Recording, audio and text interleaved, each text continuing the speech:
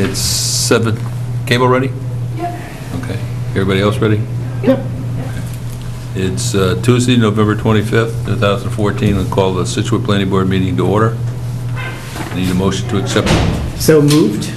All those in favor? Aye.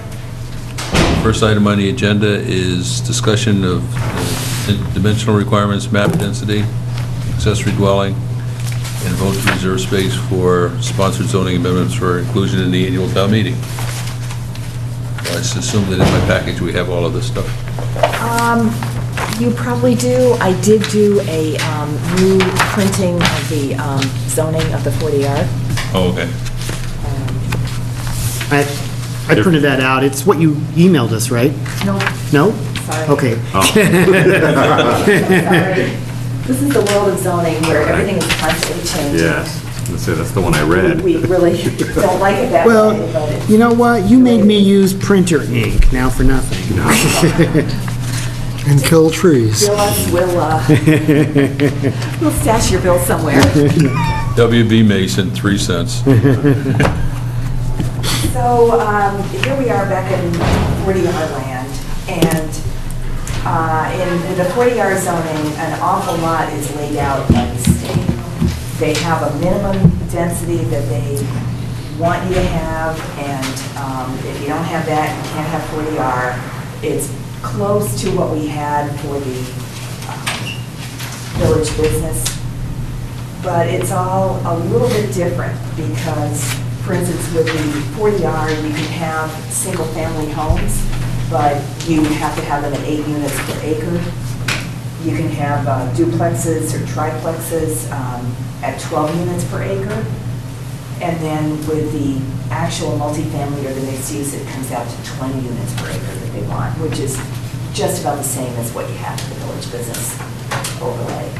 But I think it has a few more options with the residential for that area of Greenbush that's pretty much residentially developed now. Sometimes people there do come in and say, well, what are the options? What can I do with my property? And they might not want to build a big multifamily building on it. They might want to do a duplex or a duplex or a triplex, something like that. So this would let them do that. So that's a good thing. This is all spelled out on page 7, under 580.7, dimensional and density requirements. So under that, the thing at the top is just a repetition of that zoning that I was just describing. Then B has to do with the setbacks, front, side, and rear, and also a section on dimensional waivers.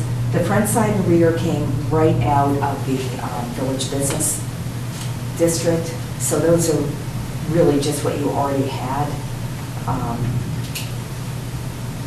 The difference between them and the usual setbacks is that with these, they want like a maximum front yard. They want the buildings brought out to the street. They don't want parking right in the front of the building. They want it, tucked around to the back so that the building is what you see when you're walking by instead of just a field of asphalt.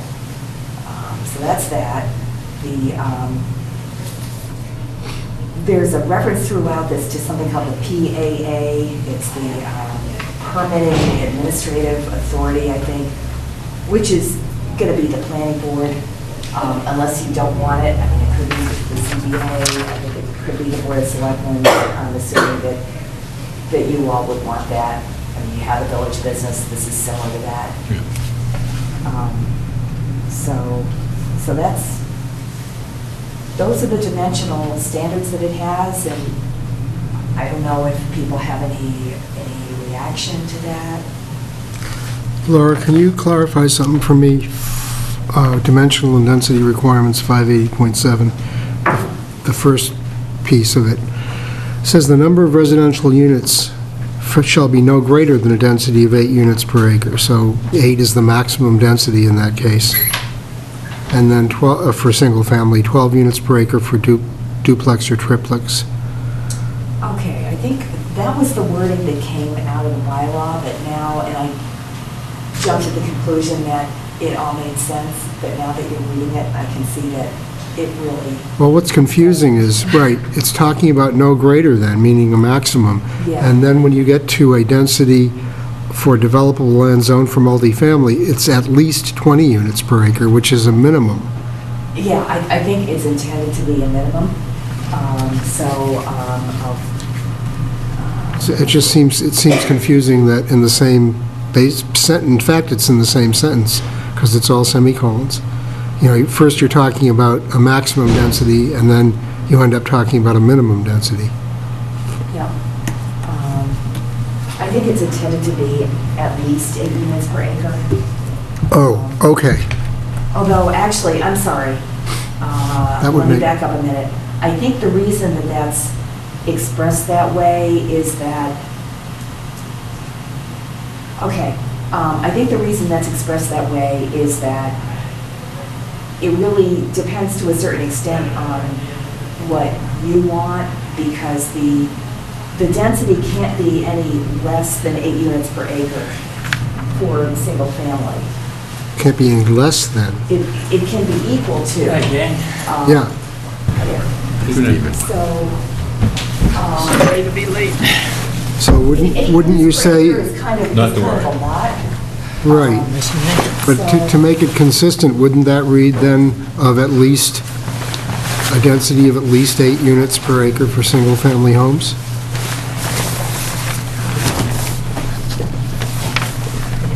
Yeah. Yeah.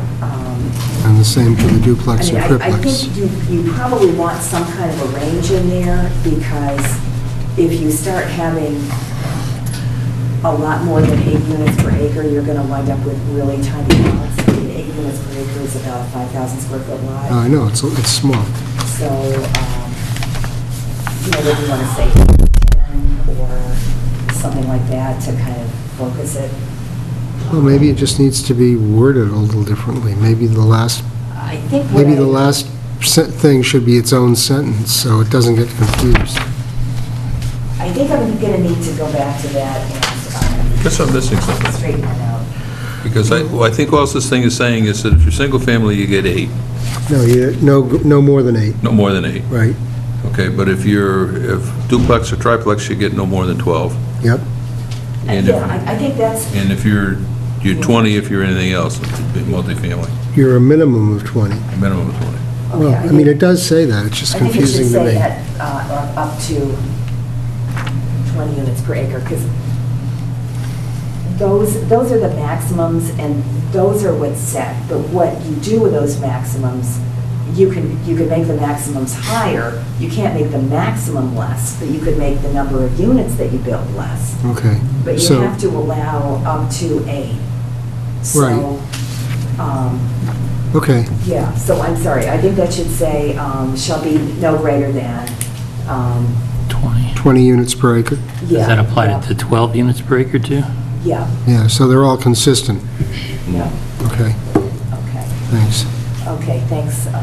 So what's the new wording? Or a density of a, We're going to leave the no greater than in the first line. Mm-hmm. And then before 12 units per acre, it's going to say no greater than 12 units per acre for duplex or triplex development. Or a density of no greater than 20 units per acre for Okay. developable land zone for multifamily residential use. Yep. Okay, now I'm really wide awake. Thank you. I had some overall questions, just to make sure that I understood reading through all of this. So, just to clarify, on the map that you gave us, the outline of this map is the current exactly the same as the Village Business Overlay District as it is today, the outer outline, is that correct? No. The map doesn't really refer to the Village Business Overlay District at all. This is what's proposed for the 40R. So part of the 40R is in the Village Business District. The sections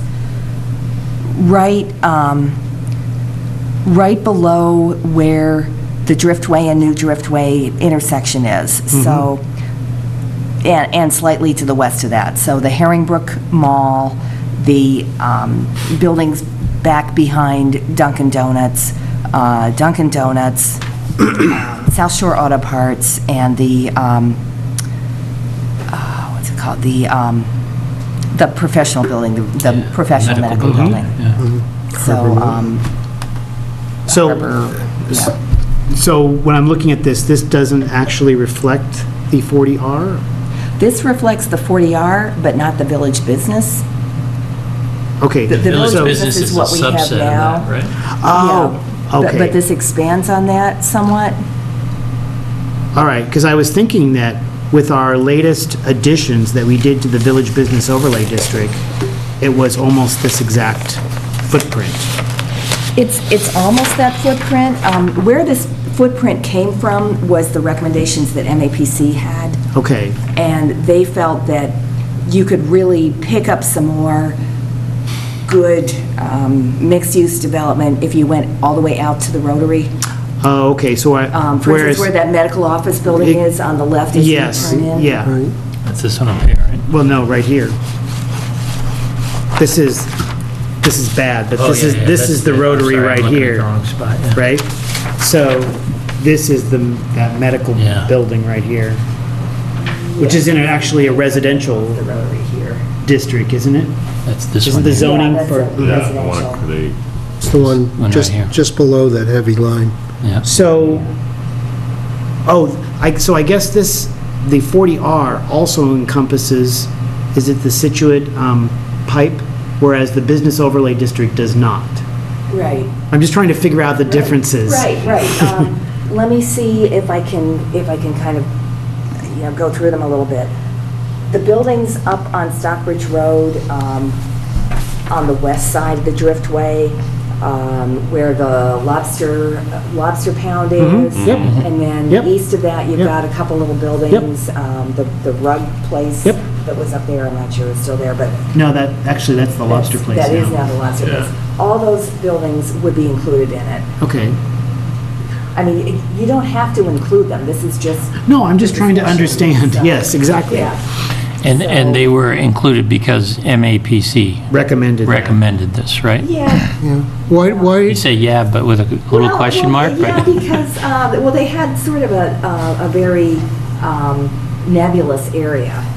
And what we're trying to do here is to flesh out exactly where it should go. I mean, for instance, these little buildings, I think, could go either way, but where you're so close to the train, you've got a kind of industrial building over here that you get to off Union Street.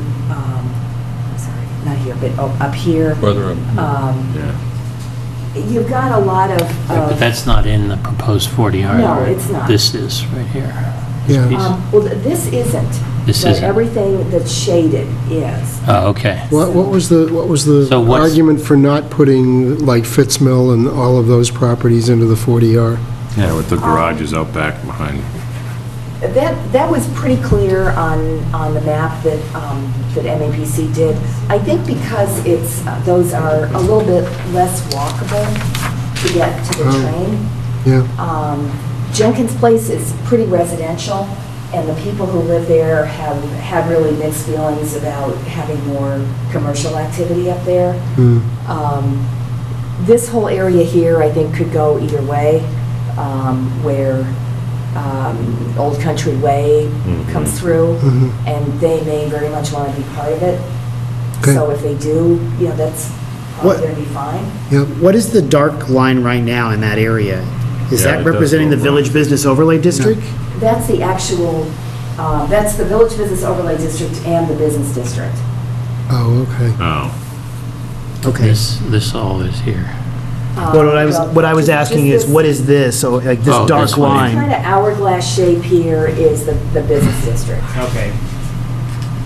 And, yeah. So, and another question I had, and maybe, I'm sure I just don't understand all the wordage, but I couldn't figure out what the difference between the mixed-use sub-district for residential and then the mixed use? Because it seems like what I was reading is, even in the residential, you could do mixed-use buildings, and then in the mixed-use area, you could do residential buildings.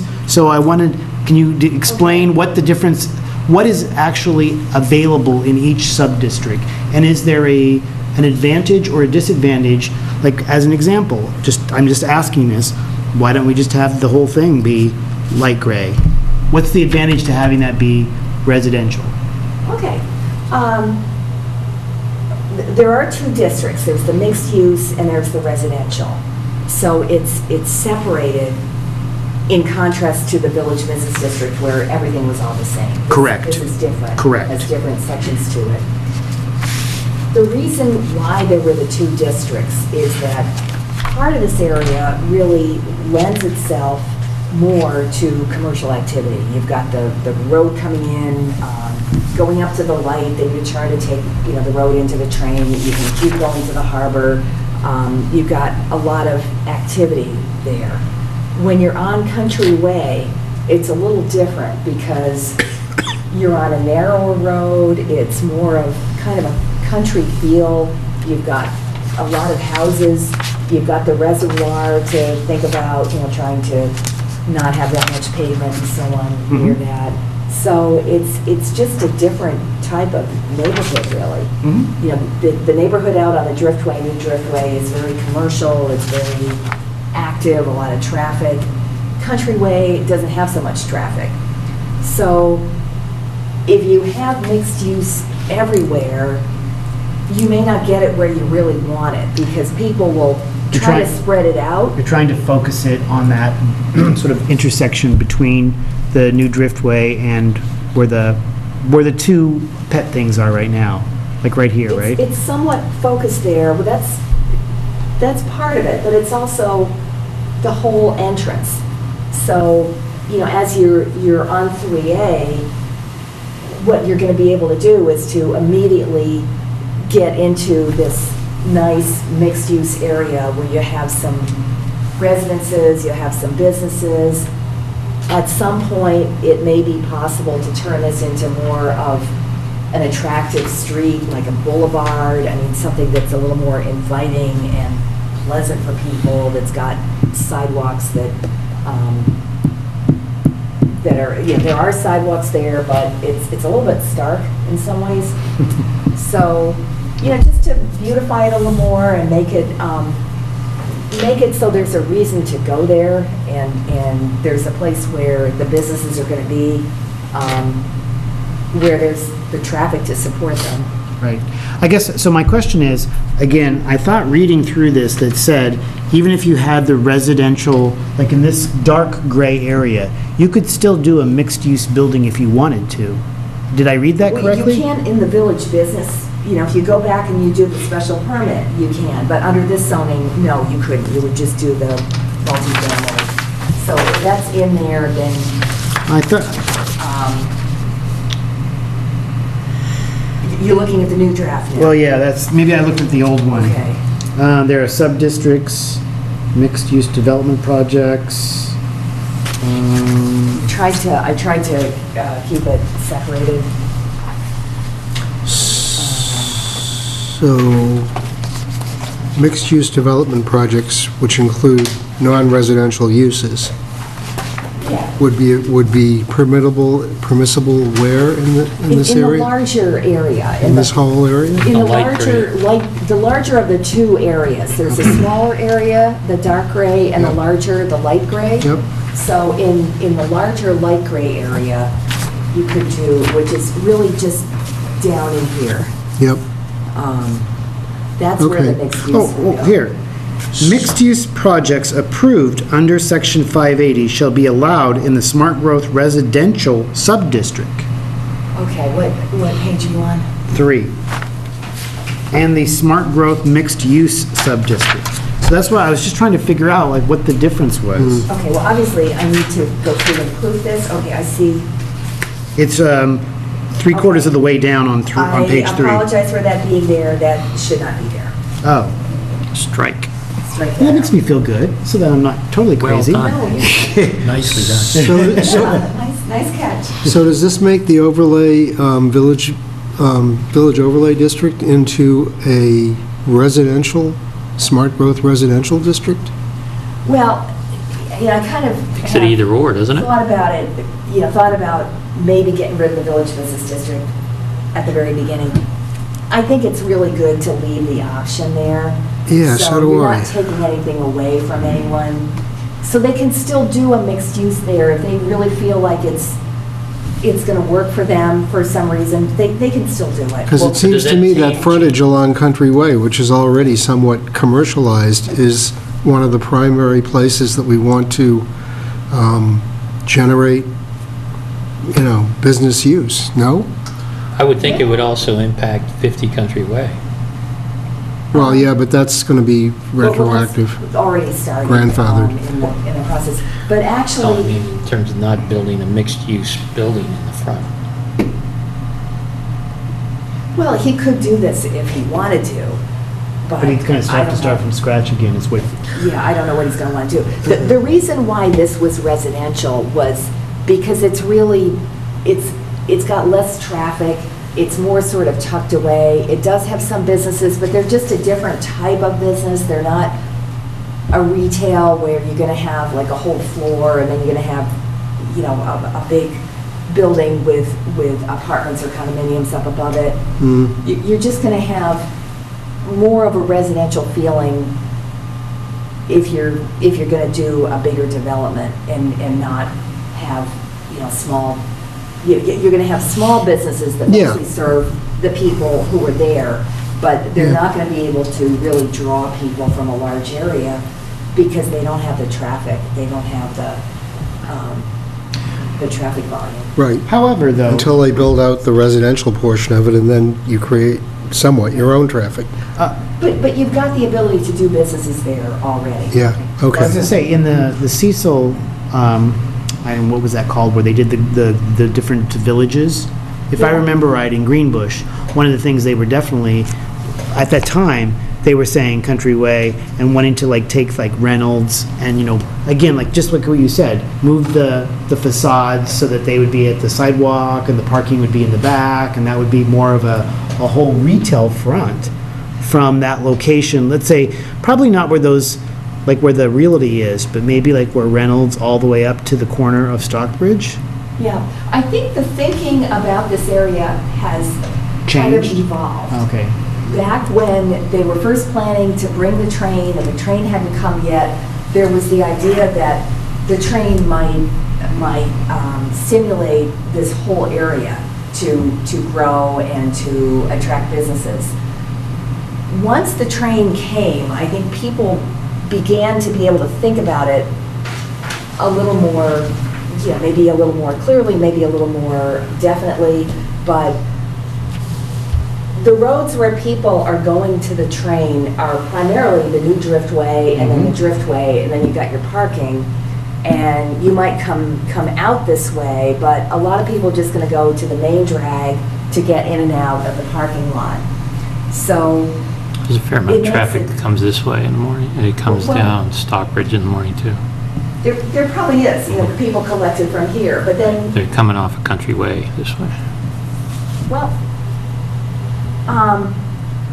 okay, but you still have a smaller road here with less traffic on it. So the thought is, how do you really want this to develop in the way that makes the most sense for this area? And where you've got the little roads that go in that don't connect to anything, you've got the big noise wall barrier, you're not going to attract, to those back lots especially, you're not going to attract the same amount of customers, way back off the street. So Well, that this makes whole sense. area, I think, is somewhat like that. So I think that's why MAPC recommended this as a good way to sort of organize it. I mean, you could carve out the lots within the first 100 feet or something and make them, enable them to do mixed use. But I think the more you allow mixed use over here, you're kind of pulling away from over here. But what I Because just... there's only so much market that you have. Right. But what I just heard you say is that if we keep the Village Business Overlay District, and I'm just going to use this as an example, Yeah. someone could buy Reynolds and make it a mixed use, make retail on the first floor and apartments up above if they wanted to, Oh, as sure, part they of the could. Village Business Overlay District, but not the 40R, correct? Right, and he has apartments up above. Okay. Yeah. So this doesn't abolish the village overlay district? No, no, this just adds. Another option. Another option for people. Okay, I feel better about that. Okay. Do we have the infrastructure to support the level of densities we're talking about? Well, it's the same as what you have for the village business. So, You mean it's the same? are you, well, it's Same the same level of density Yeah. that you already are allowing. So I think that question was maybe good before the village business, but now that you have that, you know, there are one or two lots that are being added in, Yeah. but you know, the idea too is because this area does have sewer, it makes sense to have some density here, and you're not going to get the whole thing redeveloping all at once. I mean, you look at the Village Business District, and we've gotten really one application. So, Okay. Now, what was the, and again, I'm just asking questions, why was this parcel sort of considered to be more of the 40R as opposed to, like even, I guess on the corner, okay, here's the street, this is that grassy area, this is the mill, right? yeah, And is this the burger bar right Yep. now? Yeah, So that's that considered to pork be still, so that whole well, area, it's all one lot.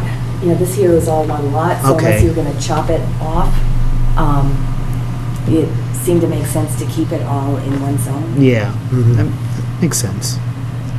Is this going to affect Conroy's development on the MBTA parking lot? Well, it gives them another option. Okay.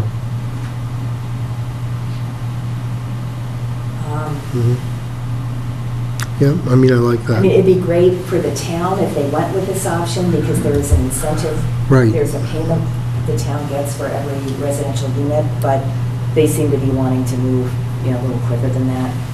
Mm. Oh, and one other question, this doesn't include, why didn't it include the retail of the Riverway? Is it just because, this is the Riverway, right?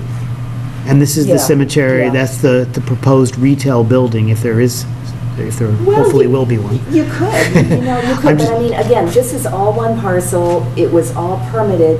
You know, the density that they got back here depended on the land that they had up here. Mm. So it's gonna be a little bit awkward for these people, just practically speaking, to have a big mixed-use building in the front of their property. Okay, no. And it really was permitted based on the amount of land that they had. Mhm.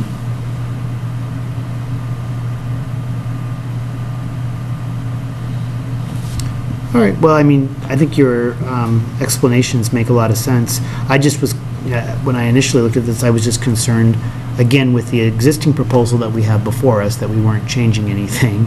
And, you know, I think that what is it, the yoga place? I don't know if anyone's been, yeah. it's looking so nice. I mean, it's Oh, it looks beautiful. beautiful. They really did a great job. And if there were continuing something like that, again, with Reynolds and whatever that garage is right now, those Yeah. are really the only kind of two things that front that street, right at that point, I believe. Maybe two or three things. Yeah, well, there's a acupuncture place there. There are a number of little businesses there. Okay. But I mean, to kind of reinforce that, kind of the street wall or that walk would be nice. Because, I mean, there are the lamps and the sidewalk and everything. So I didn't want to preclude not having A lot of businesses. cute little businesses there. Yeah. But not something sort of massive and. I totally agree with that, yeah. But as long as this doesn't preclude those cute little businesses from happening, right? Oh, no, not at all. Okay. Yeah. We always want cute little businesses. Kennebunkport. Cute, successful little Cute, businesses. successful little, well, if they're not successful, they're really not so cute. So, They won't be cute for long. yeah. So, Oh, another question I had, I'm sorry, about the design standards, when I was reading through all that. Now, if we vote on this and we get the place on the Springtown meeting for changing this, do we have to have the design standards in place by that time, or can those be added later, or how is that typically done? Like, when I was reading through all the examples, it was saying that typically they have open meetings, and there's a big process, and they bring all kinds of stakeholders in to talk about it. Like, what do you envision with that, or how's that gonna play out? Well, that's a great question, because I think we've also kind of gone back and forth on that. At first, we were thinking, at least I was thinking, let's get them all done before town meeting, so everybody will know exactly what they're getting, and everything will be super transparent and all that. Well, all of that is great, but practically speaking, it's going to be really difficult to do. We have to find some funding for getting someone to do that. It looked like there was one source of funding, and there's some problems with that. And there is another source that we're looking for, but the design standards that you have in the Village Business District, you can actually use those for this to start off. So you're not going to have anything less than that. And then you can add to them. You can add, like, if you want more of a New England character, or you want, gray and blue colors, or whatever, nautical decoration on the outside, whatever it is that people want. You can add that in. Yeah, I believe when I was reading it, they said there were 2 recommendations of where you could go. Like, it could be, the design standards could be part of the board approval as one option, Yeah. and then the other option be actually sort of written into the regulations, the 40R regulations. Yeah, well, So- we actually met with the state officials today. Bill and Chris McConaughey and I met with them, and they recommended that we not try to do it all at once if we didn't feel like we had to, because it just would, kind of make the whole process a little bit easier and a little more sort of easier to manage. But what we can do is to hold off on development, and I think it will happen naturally, because the state approves the bylaw, and then they also approve the design standards. Right. So until the design standards are approved, they won't let you, permit development through this. So you have to have the design standards first. Would there be significant changes contemplated in the design standards under C that you've already listed? Those are the ones that apply to the Village Overlay District. It seemed to be, anyway. Yeah, no, they're exactly the same. I tried to Okay. organize them a little bit, but they're the exact same thing. So- I wouldn't think you would want to take any of those away. Right. You might add some, you might not. Yeah, I mean, I don't look at it as a terribly complex, onerous, lengthy task. I think we've got design standards already. I don't see anything wrong with the ones that we already have, but, we'd have to talk about it. But these are standards focused on higher density development, though, right? Not necessarily. That's what it says. Yeah, well, that's what it is. I mean, that's where they came from with the village business, and Well, I right, think that's why they would be applicable. right. I mean, because you're talking about, Ford Place meets all the 40R requirements in terms of density, right? Not Ford Place, I'm sorry, Chris Ford's, 50 yeah. Country Way, yeah, right? yeah, And these design standards are the ones that are incorporated at 50 Country Way. yeah. So it, I mean, it's, you might there's be able to not a go little huge bit- disconnect. A little bit higher than No, that. but I think if there was public input, or there could be, like, Changes to that, right? yeah, Yeah, at I one mean, sure, point. there's always that possibility. Well, at one Right. point, I remember Saying that's not a having good some idea. people coming in here when we were interviewing people and talking about, like, you could have like a Nantucket quality to the, shingle style architecture. I'm not sure we want to, You but I'm could, if saying you you wanted to. could, if you could have it be a little bit more specific, where it's, right now, it's pretty generic, I think. It's good, but, and again, that's Are you debatable. suggesting that you'd have different standards for whether you had the 40R or whether you had the overlay? Well, the ones that I saw on the 40R, they were pretty specific around, But I think like, they're the same ones that we have for the overlay. These are the overlay Yeah, district. The ones I mean, that the the village. Nat brought in. Yeah. were very. Oh, I beg your pardon, Oh, okay. I'm not looking. yeah, there was Somerville, there was Hingham, that was the historic district in Hingham. There was, something with a W, Wellesley, Weston, whatever. But they were really very specific. Down to the nines? Yeah. Well, I mean, if you wanted like border signs, I mean, you could- Yeah. yeah, you could get quite specific, Detailed. I think. But if you're adding to the cost in a way that's going to Make it difficult for prohibitive. someone to develop it, Yeah, I saw that. They they'll can't do it either. disapprove of them. Yeah. So, So going through this process, are you not required to go to the design review committee? Is this, it's like a 40B almost, you can bypass a lot of the regulatory and oversight that the town might otherwise put on you? well, that's why they let you do the design guidelines, is because they don't want like a subjective kind of process. They Okay. want it all spelled out. Yep. So if there's more that can be spelled out that should be, then it can be added. But you don't even need to decide that right now. I mean, you can just go with what you have. One thing that I recommend that I think you could probably get done even before town meeting is to get some illustrations in here of what these roof lines mean. And, Yeah. the 8-12 pitch, things like that. You can do that in a zoning bylaw. You can have I thought we pictures of had it. done that, did we not? We talked about it. Oh, We really? talked Because about I it a lot. remember some sketches that that somebody tried. I think Larry Bluestone, I don't know if you were here when Larry Bluestone was first working on it. It was like 2006. No, this wasn't that long ago. This was maybe This is the 2 guy or who's 3 doing years South Shore ago. Auto. No, He no. brought in a That's concept Well, drawing. that was it But I one, thought- but we also had an architect, and I can't think of his He name. was from Cambridge. I thought you had dealt with him, Laura. Wasn't Cecil? Was it the Cecil Group or something? I Or don't think No. Cecil Group has come in front of you. No, it was a guys. sole practitioner, and I thought it was a local person, but maybe he did work for a Boston firm.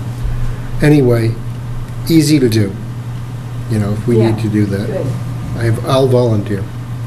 Or Richard can do it if you want to do it in CAD. either one. You're gonna get hand-drawn if it's me. So. So what's the goal and what's the strategy? Are we going to present this to town meeting in April? I thought that's what you all were feeling like, yeah. I think we're going to vote to do that. Yeah. Okay. Yeah. The only thing I would say is this is an awful lot of information. And, if people, as we know from our experience so far with the accessory dwelling bylaw change, too much information and too many things that people haven't had a chance to sort of digest Yeah. means a no vote. Yeah, yeah.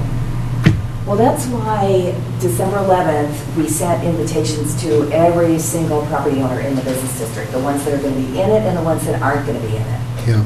And everybody around the Driftway that's not in the business district that's going to be in it. So we invited, I think there was something like 40 letters that we sent out. Okay. And we would have to And have, Matt is going to be here explaining it. I think we'd have to have some credible presentation by folks from the Merchants Association, the Chamber of Commerce, the Economic Development Committee, Yeah. that kind of thing. Well, the Economic Development Committee is pretty excited about this. Yeah, no, that's great, So- and that's what it's going to take. Spread the Yeah. excitement. Right, and present that excitement at town meeting with some sort of easily graspable, either goals, rewards, whatever it might be, that people thinking, because nobody's going to read this. No, I know, and I don't think it really needs to be as long as it is, but this is all stuff the state wants. They want this whole batch of Yep. pages, so.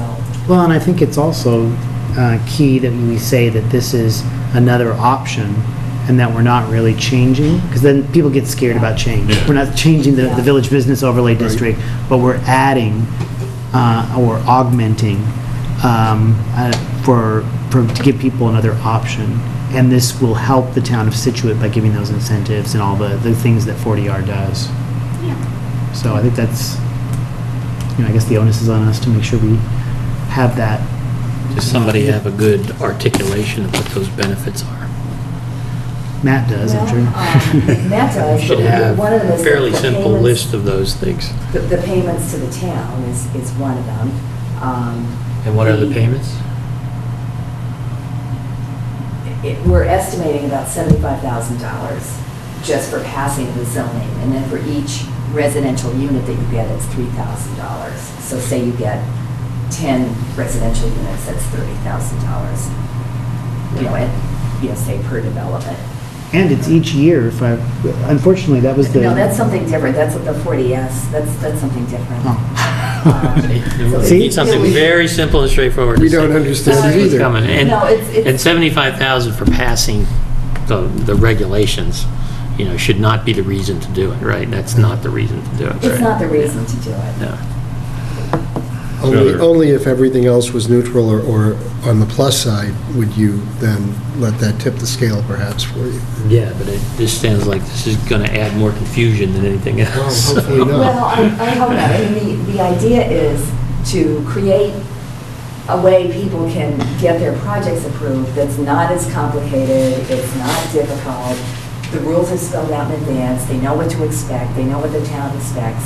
I mean, it's a little bit pie in the sky because I think most of us would probably agree those aren't really the problems that people run into. It's not because the process is so confusing or the boards are too subjective. I think it's other things that throw people off track of getting the development approved.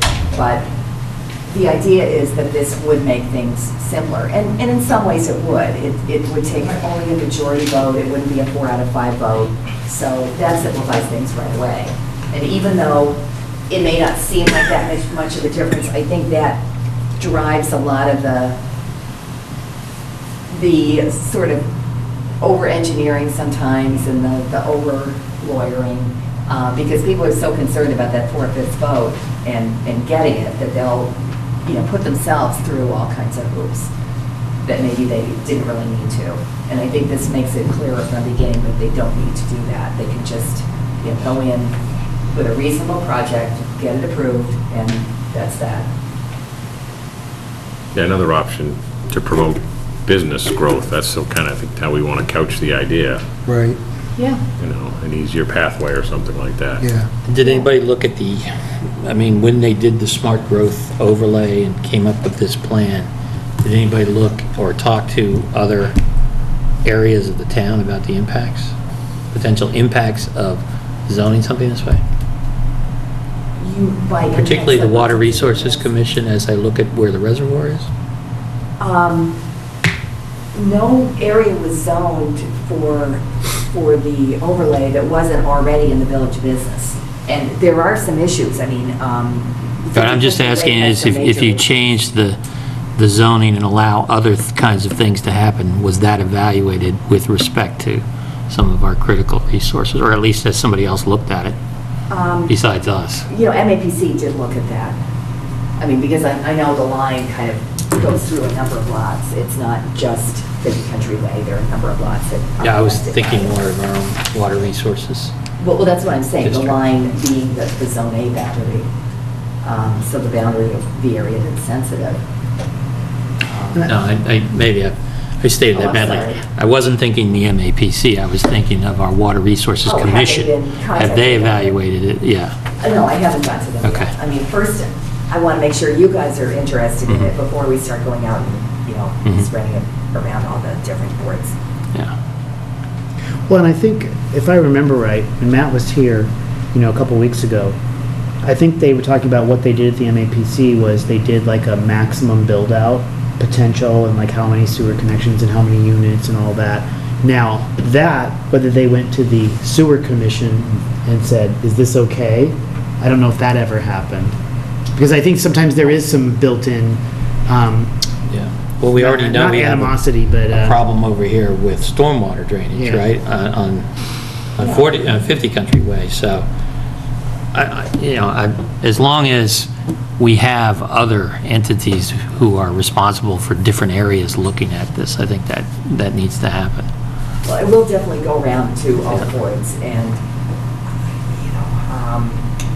the boards that are going to drive it would be you folks, the selectmen, the EDC, Right. and the advisory committee is always very important, and their recommendation is to town meeting. And although this process is simplified, you can't escape overview and regulation by the Conservation Commission, the Water Resources Commission, all of that. This doesn't Yeah, allow you to do bogus engineering that's going to endanger our water supply. No, and it's not like 40B where all the local regulation is waived. It's not, that doesn't happen here at all. I hope even 40B doesn't waive some of that stuff, but yeah, good.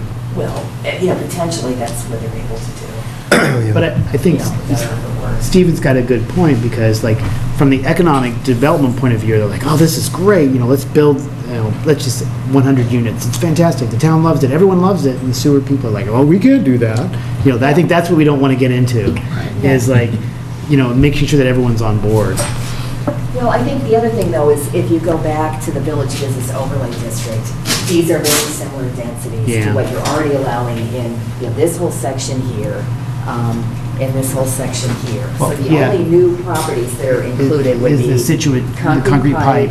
these small properties up here, the medical office building.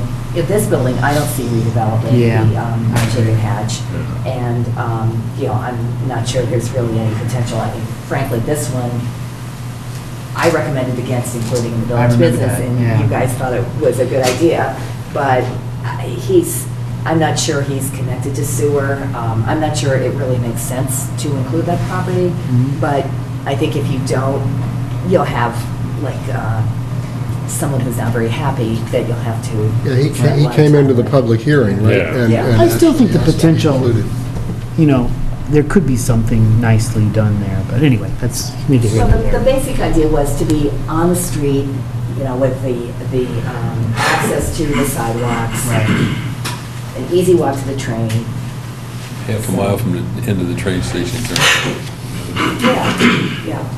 I mean, the state already told us that the presumption, as long as you're within a half mile of the train, is that, the platform, is that you are able to get the 40R designation. We still have to go through a whole application process and go all over things, but there also is an opportunity for the selectmen to weigh in on it. They have to have a public hearing that's separate from the zoning public hearing on this. So, so there'll be, I think, a lot of vetting of it. Well, I definitely think, Matt gave a great presentation, from the MAPC. I think it's really positive, so, now that I understand a little bit more about the sub-districts and the reasoning behind it, I think it's good. Okay. Anything else? The only, and again, I'm just throwing that out, I remember when we were talking about including the village business overlay, adding parcels to the village business overlay district, the Scituate concrete pipe came up. And I remember there was lots of debate back and forth, and I think, if I remember correctly, you had said that there's not a lot of industrial zone property in town, and that's why you kind of wanted to keep it that way. So Yeah. where was the thinking? I'm just curious. Well, I'm really just, that, This is really coming from MAPC? this is coming from MAPC. I think there's always going to be, you're always going to have a hard time locating industrial uses, especially in a town like Scituate where it's so residential. You could certainly, cut it off here and just let that go. I'm thinking that, the people who own that property are probably, eager to see what else they could do with it. At some point, they may not want to do the concrete pipe anymore. I think it'd be good, wise to include that, because that's, if you've ever been down to their Clay Pit Road area, it's both sides of the street, it's huge, it's massive. I don't know whether it's nostalgia or just hometown, we'll keep Scituate concrete pipe in Scituate, but if somebody were to say, hey, why don't you move the pipe stuff down there and you can build, condos or homes or mixed use something in here, I think with the proximity to the train, they might see the benefit of it, as far as. Oh, I definitely am very much for it. I'm just curious as to, I remember we had this discussion Yeah. at the time, I mean, if it's there as an option and they never act on it, that's Right. fine too. Yeah. But, you know, I think it could go either way. Yeah. I think it makes sense to give them the option. Okay, I'm good with that.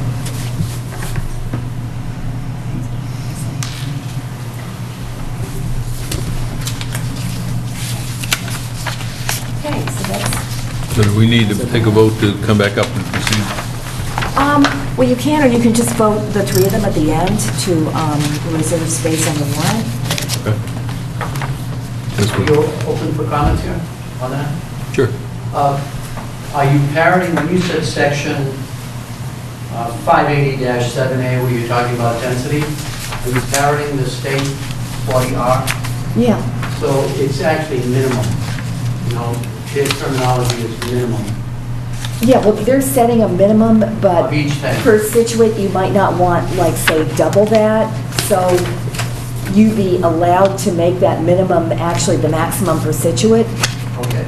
So in other words, they say a minimum of at least 8, so are you allowed? to Well, change that? I think I'm going to have to really Yeah, take a research look at the that some language more, because it's all because minimum. it's I looked at it. somewhat confusing. Yep, so take a look I at it. think you have to allow up to that. You know, that's the least you have to do, is to allow up to that.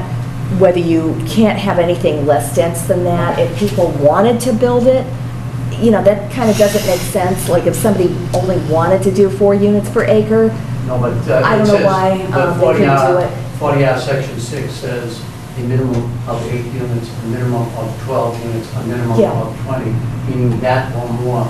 But I'm just bringing it to your attention. no, I appreciate that, The other because it question is I have for you confusing. is, if you didn't set that overlay district down in Greenbush, how's that different? Does this mean that if I came to you with a project in North Scituate and I want to do something, it wouldn't be able to be done there, it has to be done over in this area? The problem is that there isn't any sewer in North Scituate. Yeah. So you can't do certain kinds of higher density residential. But you could come in with a 40R anyway, 40R. No, No. it's in a location, it's location by location. Okay, that's good. And I think So right now, These would be the questions I would ask. Yeah, I would right. ask and say, well, why are we limiting, because. No, it's as- good that you're asking. As a townsperson, I would say, well, look, 3,000 a pop doesn't mean a lot to me if we're taxing our school systems, et cetera. You're going to have those kind of questions. And, but, so. There's a great answer to that, which Yeah. the planning board So knows, my but question would they be won't to go you is into. simply, you know, if we did nothing, what's the difference? And I know there's obviously a reason, but when you're talking about having it passed, that's what I would be sitting here when, you know, obviously you're doing it for a reason. What is that reason? The reason is to make things easier for the business people and to give the property owners something that's easier to do. I think than- you have a hard time passing that, that's all I want to say.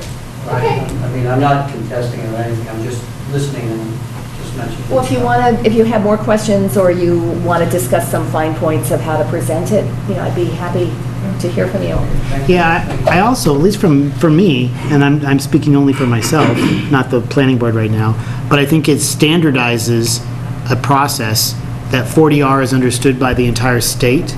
So it, instead of like, let's just say Scituate has a village business overlay district, and Cohasset has an overlay district, and, you know, Marshfield has an overlay district, they're all different.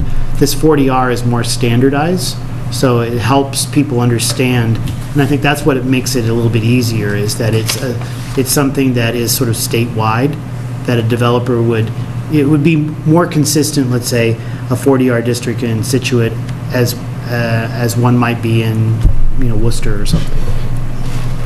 Okay, thank you. Did I say that okay? Yeah, that was great. So do you want to go on to accessory dwelling and the height setback? We do that in a couple of minutes?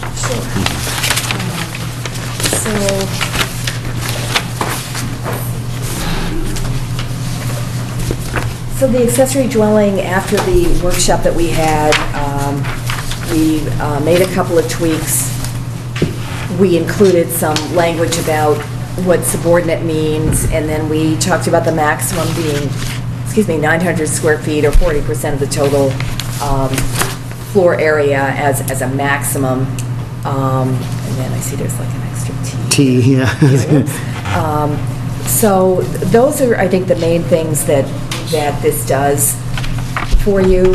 It also has the definition of the net floor area and the primary dwelling, which have been kind of,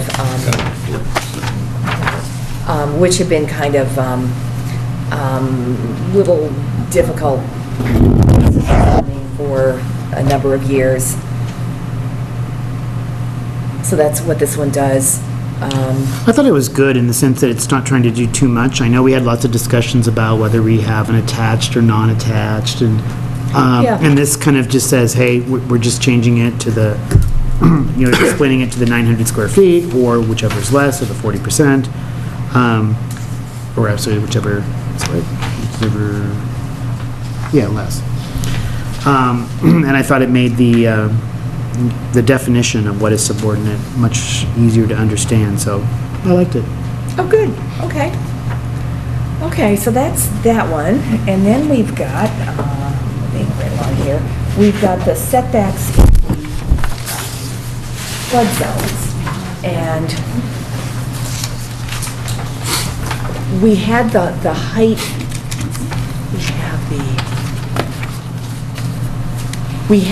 the height, I think we got that down pretty much from the beginning. And by the way, we have town council look at all these, so as confusing as they can be, at least there's, a set of eyes that's trained in all the legal, legal ideas to look at them. We added something about letting somebody go into the side setback if they needed to put their utilities up, and the only way to do it was by building out a little addition to the house that, maybe they had a problem fitting inside the setback. So that's what this second paragraph F is about under the height and open space requirements. And it talks about the footprint not exceeding 50 square feet and not being able to encroach more than 50% of the required setback.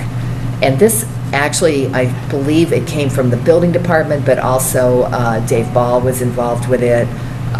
So there've been, a number of different types of people involved with it, looking at it. I have a question, Laura. And, I should have probably thought of this sooner, but if it can encroach more than 50% under the required setback of the structure, there's hundreds of structures in Scituate that are non-conforming and don't have the required setback to start with. Yeah. So what would that do in this case? How would you administer this? Well, I think, the situation in those coastal residential districts is you only have an 8-foot setback to begin with. Right. but So there's- if you're less than that, you probably wouldn't have a lot of room to put your hot water heater and all of that, and still have room to walk around it and get behind it and repair it or do whatever you had to do to it. So I think, this language came from the building department, and I think that's what they were thinking when they suggested it. Yeah, well, I think that's what the thinking was. So this is an extension. putting my building of it department hat on. Up at the height of the building. You're Well, looking at the height. This is just horizontal for the setback. No, The height extends I understand. First of all, you're raising the house, and then Yeah. you're saying you can bump out a piece of the house at that elevation to Correct. put utilities. No, the Not on the ground, would right? be, I think you wouldn't need it if you got your house up, you'd already have your utilities up above your flood. But Okay. if you were not able to pay to get your house lifted, but you wanted to do something so your furnace didn't flood out every bad storm, you could put a little, little tiny shed onto the house, put it in there, have a little door to it so you can get in and out of it, and you'd have that elevated. I mean, you do it against a back wall or something so it wouldn't get in the way of a door or a window. Yeah, I can also People see do the that. situation where you elevate your house, and the utilities which were on the ground still don't have a place to go because they were never in the house. So now, when the house goes up, there's no space designated within the envelope of the house for utilities because they'd always been in the basement. and, or something like that, you know, but I think it could, Well- this isn't unworkable, I mean, No, I mean. you know, you this can isn't- deal with it on a case by case. Yeah. I think there are a lot of people that it would help. It Yeah. probably wouldn't help Yeah. every single person. You know, there probably would be some that Yeah, it's not going to do anything for, but I think it would help a lot more people than it would not. right. You know, there'll be some difficult, you know, cases that need judgment calls, but I don't think it's going to be an Well, the language, insurmountable problem. yeah, the language actually says, such structures shall be allowed when the building commissioner or zoning enforcement officer determines that no other practical space is available. So Right. the language says that, you know, you should try to find it within the house Yeah. at all. Yeah, and in fact, if you get a FEMA grant, or even if you're just, you know, trying to minimize your flood insurance exposure, those utilities have got to go up, one way or another. Yeah. Or you could, some people can put them in the attic. I mean, there are a lot Well, of yeah, things no, can't you can do. definitely do that, so. Okay.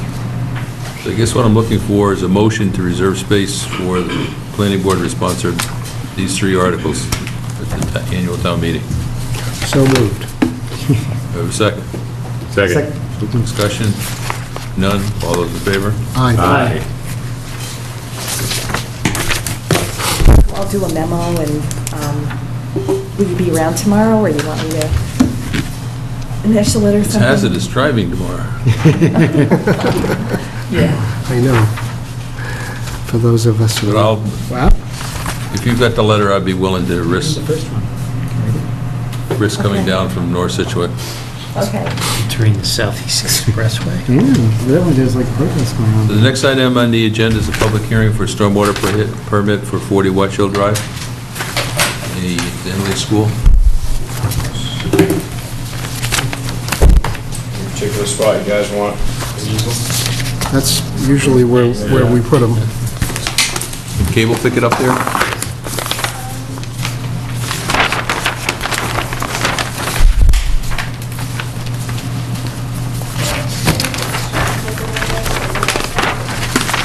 Tell him which way he needs to turn.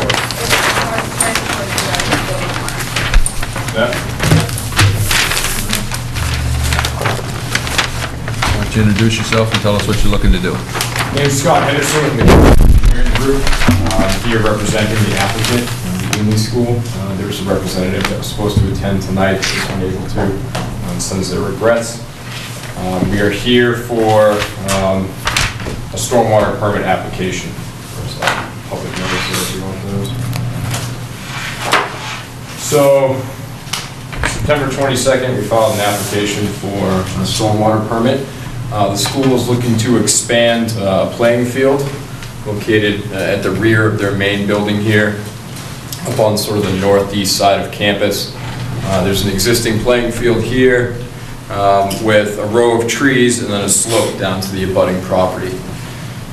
What the applicant would like to do is extend that field, the section that you can use for sports, by approximately 30 feet, remove that existing row of trees, and subsequently push that slope out toward this property, construct a 2-to-1 vegetated slope along that property line. We submitted a letter with our application that included a set of drainage calculations prepared to show that pre- and post-development peak rates of runoff are not increased as a result of the project. Despite that, the applicant would like to install a infiltration trench along the top end of that slope as sort of a secondary precautionary measure, to capture any additional runoff in large storms and direct it to a dry well that will be located at the edge of the property. So that's just a crushed stone trench with a perforated pipe in it, to capture additional runoff. That also operates as a level spreader in large storms, so that if you have an excess of runoff that enters that, it discharges along that slope in a uniform manner, and not as a point discharge, which would potentially increase erosion. We chose to continue the hearing as it was initially scheduled, and subsequent to that received a letter from the DPW looking for some minor clarifications on the construction of the level spreader, and also narrative discussing special measures to stabilize that 2-to-1 slope that's being proposed. Subsequent to that, we submitted an operation and maintenance plan with another letter explaining how that infiltration trench, the dry well, and that slope will be maintained. So that's basically what the applicant's looking to do, fairly straightforward. Laura? It's a fairly steep slope and an area of greater than 1,000 square feet. The slope is greater than 15%. So because of that, it triggered the planning board reviewing the stormwater permit. A lot of these stormwater permits are things we can do in the office, but this one was a little more involved than that. So you do have a couple of homes below the property line, and there was, some of the abutters have had some concerns about whether they would get water, as a result of the changes. I think that's one of the reasons that the level spreader was put in. The DPW did review this fairly thoroughly. They gave us, I believe, 2 memos on it, and their final conclusion was that this would work well. It's going to have to be maintained, and hopefully there's some kind of account or some money that's allocated to maintaining the drainage. But otherwise, it appears like it's going to work adequately. To speak to the maintenance, that's part of the typical grounds maintenance. At the north side of this field, there's already a similar infiltration trench to capture runoff from Watch Hill Drive down through that wooded area to the north of that playing field. That also directs water to a small dry well located in the same corner. It seems to work fairly well according to the school anecdotally. They don't have, issues up there. The soil in that area is poorly drained. It's silty and dense, doesn't perk well, if at all. So we anticipated that. I mean, the change to the surface area as a result of the project, a removal of a fairly narrow row of trees, doesn't result in an increase in curb number for that catchment area. So we don't anticipate any increase in runoff. Despite that, the infiltration trench is what we feel to be a good measure put in place. And what's the slope changing from? That existing slope is in the 20% range, and we're pushing it to a 2-to-1 slope. That would be vegetated with erosion control grass mixture with deep rooted grasses that would be maintained. So during construction, you use the typical jute netting, erosion control line, hay bales, and silt fence. Silt fence would be towed into the bottom of the slope. So. And is the area, how is the area irrigated? I don't believe that there's an irrigation system up there. It may be hand water and everything, but I don't think there's a close irrigation system to service that field. Okay, this slope maintenance in your long-term operations and maintenance plan says there's going to be proper irrigation. Well, that should be watered to ensure that that the grass is maintained and grows well. I mean, erosion control mixture is fairly drought resistant. It's meant to be hardy and sustained through all periods of the year, snow and whatnot as well. So that's just a measure to make sure that, they take a look at that slope, notice that there's grass there. If there is areas of grass that is, are dying or struggling, that's addressed immediately, so you don't have exposed topsoil. But we don't anticipate that. So this is, when it says proper irrigation, that means what? Hand water. Once a week, once a month? I mean, As needed. just as needed. As you typically would. It doesn't need to be on a regular basis. It's if we have, 3 weeks with no rain, and it's, understood that it should be watering and fueling the grass. But despite that, erosion control mix can survive this sort of condition. So it can't be hydroseeded or anything like that because it's an erosion control mix? It's not something... I don't know that for sure. I've seen Or it might be difficult to get hydroseeding equipment in on there. detention basins. It's a similar mix that you use on the slope of a detention basin. I believe there are hydroseeding measures that you can use for that, but There's something, I think, called a Mass Highway slope mix which this is probably similar to, It's the standard mix, yeah.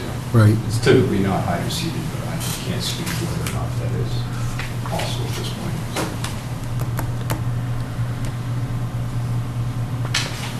Other questions from the board? The question that came up from RNC Farms, which is the abutter. Right here. Oh. Good. So was that addressed? I know there was, you had asked for, I think, an additional, Well, I have their plan, and which I've talked to Paul Maravitos, and it's been altered a little bit to what we think will work.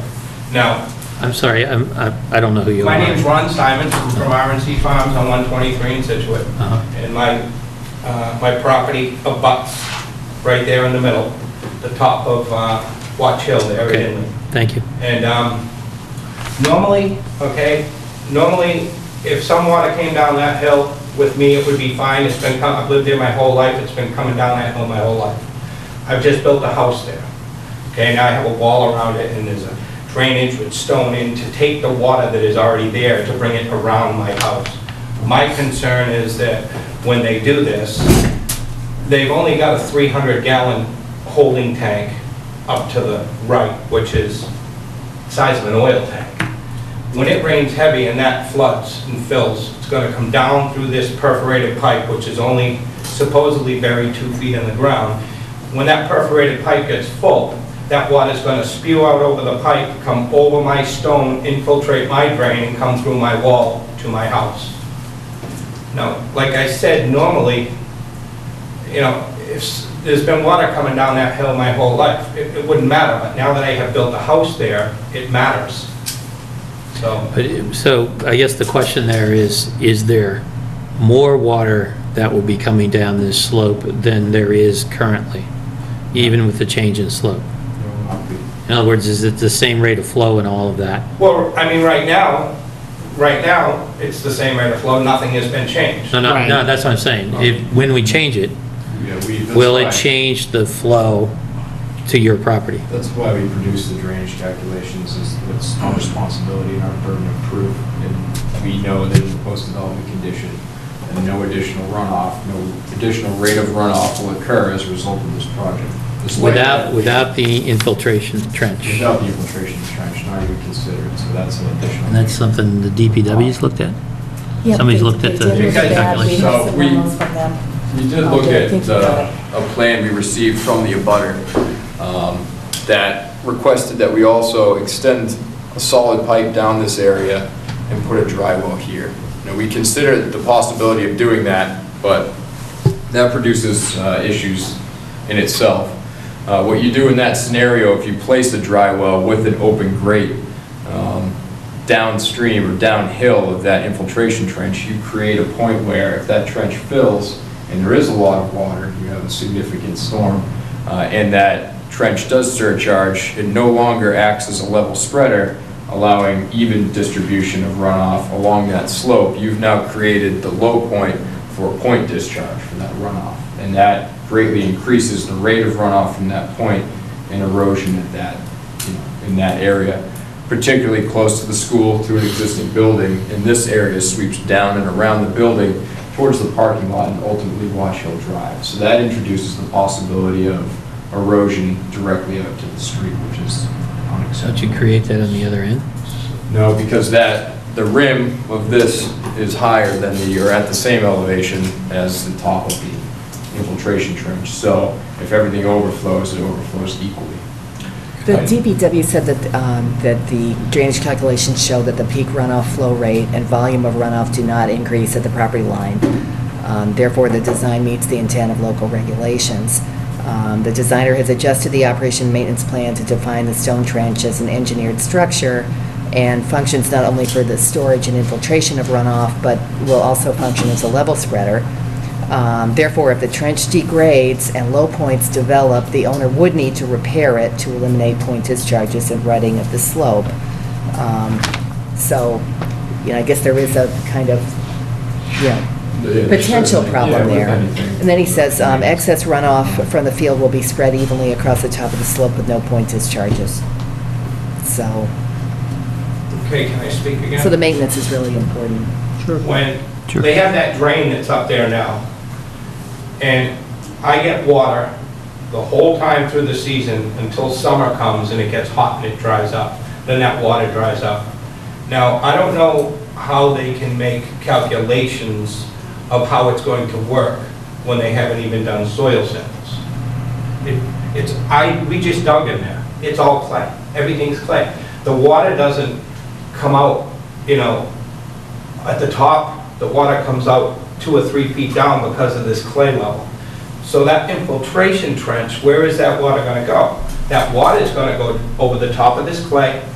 It's going to come into my wall, into where my 4-inch drain is to get the water that's already coming down around the wall and then out. And that water is going to infiltrate what I've already got there. I'm sorry, I I'm not guess- following the geometry here, so maybe, do you have a cross-section or something that You kind can say, of yeah, shows on this this? plan, there is a cross-section. I will say, we are aware of the soils in this area. We don't make our calculations without understanding the soils that are there. We use accepted NRCS soil survey data, as well as percolation data that was attempted in this area when they were looking at it for potential septic field. It failed. So we know that this is poor soil. We're aware of that, and that's anticipated in our calculations. To the cross-section of this infiltration trench, this would be the uphill side. Water would sheet flow from the field to this. It's 2 feet deep, 18 inches wide. There's filter fabric in it, and it just serves to collect water. We understand that the percolation rates are going to be limited, if anything at all, but that's not really the intent. The intent is in an emergency not emergency, but in larger storms, when you do have noticeable flow, this will intercept it and direct it to a dry well and give it a fair chance to percolate. If you have a 100-year storm, in the existing condition, water's just going to spill down that slope no matter what. We're putting this in as an added precaution for storms. But aren't they eliminating a point discharge? Are we eliminating point discharge? Yeah. By putting that in? Well, we're not creating one, nor are we eliminating one. It's just a different slope. The slope's steeper, but it's the same scenario. So, But it's the same catchment area, Yeah. just minus whatever water that trench intercepts. So there's going to be no increase, potentially there's going to be no decrease, except what the trench intercepts. we didn't even include that in our calculations. It's just, I would think that just layperson thinking about it, but if the soils are impervious and there's no percolation, then, that's another indication that you're getting as much water today as you'll get, or put it a different way, you won't be getting any more water because you're getting that entire field flowing towards you today. But what they're going to do is they're going to make the field wider, come closer to me, and then go like this with a 2-to-1 grade. Shouldn't increase the amount of water, though. Still got the same catchment area. Yeah, And then you're going to subtract whatever the trench can deal with. Yeah, because the trench is actually directing it away. Right. But where's it directing it to? Into the ground? Directing it to the dry well, where if it doesn't, But the dry well is higher over here than the rest of that ground. The dry I well heard it was the same same elevation. elevation. Yeah. The elevation along the entire top of that trench will be a consistent 87.5, and the grate on the top of that dry well is the same. And the only So- advantage so- there, if Because you're that's, going to bring it up, it'll be the same elevation. Yeah. That's what you're telling me, because you're going to bring it up this high. Now it's going to be the same elevation as that drain. We don't have to raise the grade at all where the infiltration, or where the dry well is going. I mean, that's essentially existing grade there is 87 and change, more or less. So if we maintain that level elevation across that entire infiltration trench, and the only other point of outlet is at the same elevation, then you create a scenario where there is no point discharge, and that's the intent. So everything has to be kept at the same elevation for this to work properly. so if it surcharges and there is breakout, it's all going to happen consistently along that entire line. Yes.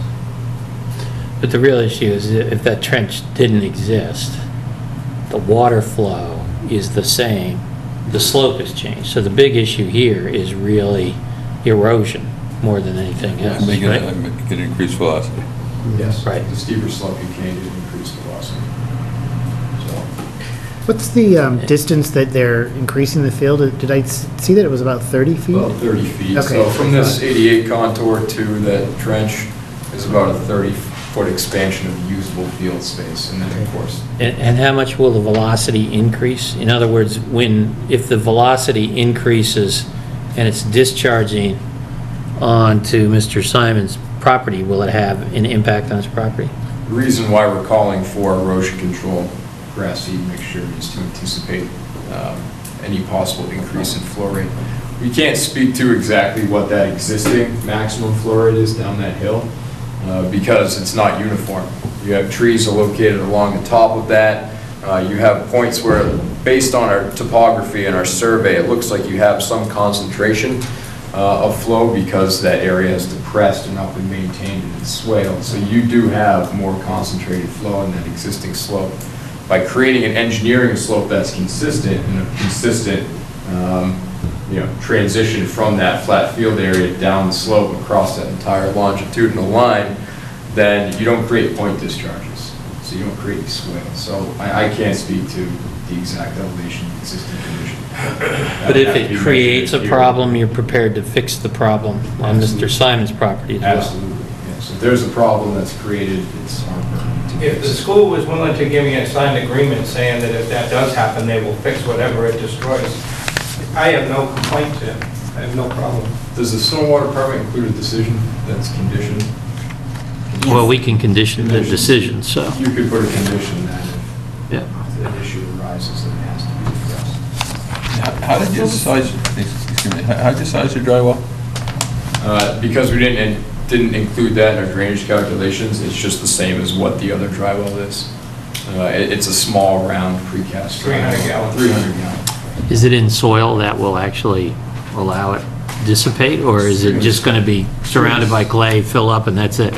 Very slowly. That other dry well, I've inspected after rainstorms, 2 days after, and it's dry. Mhm. It was at one point filled with water, so there is percolation.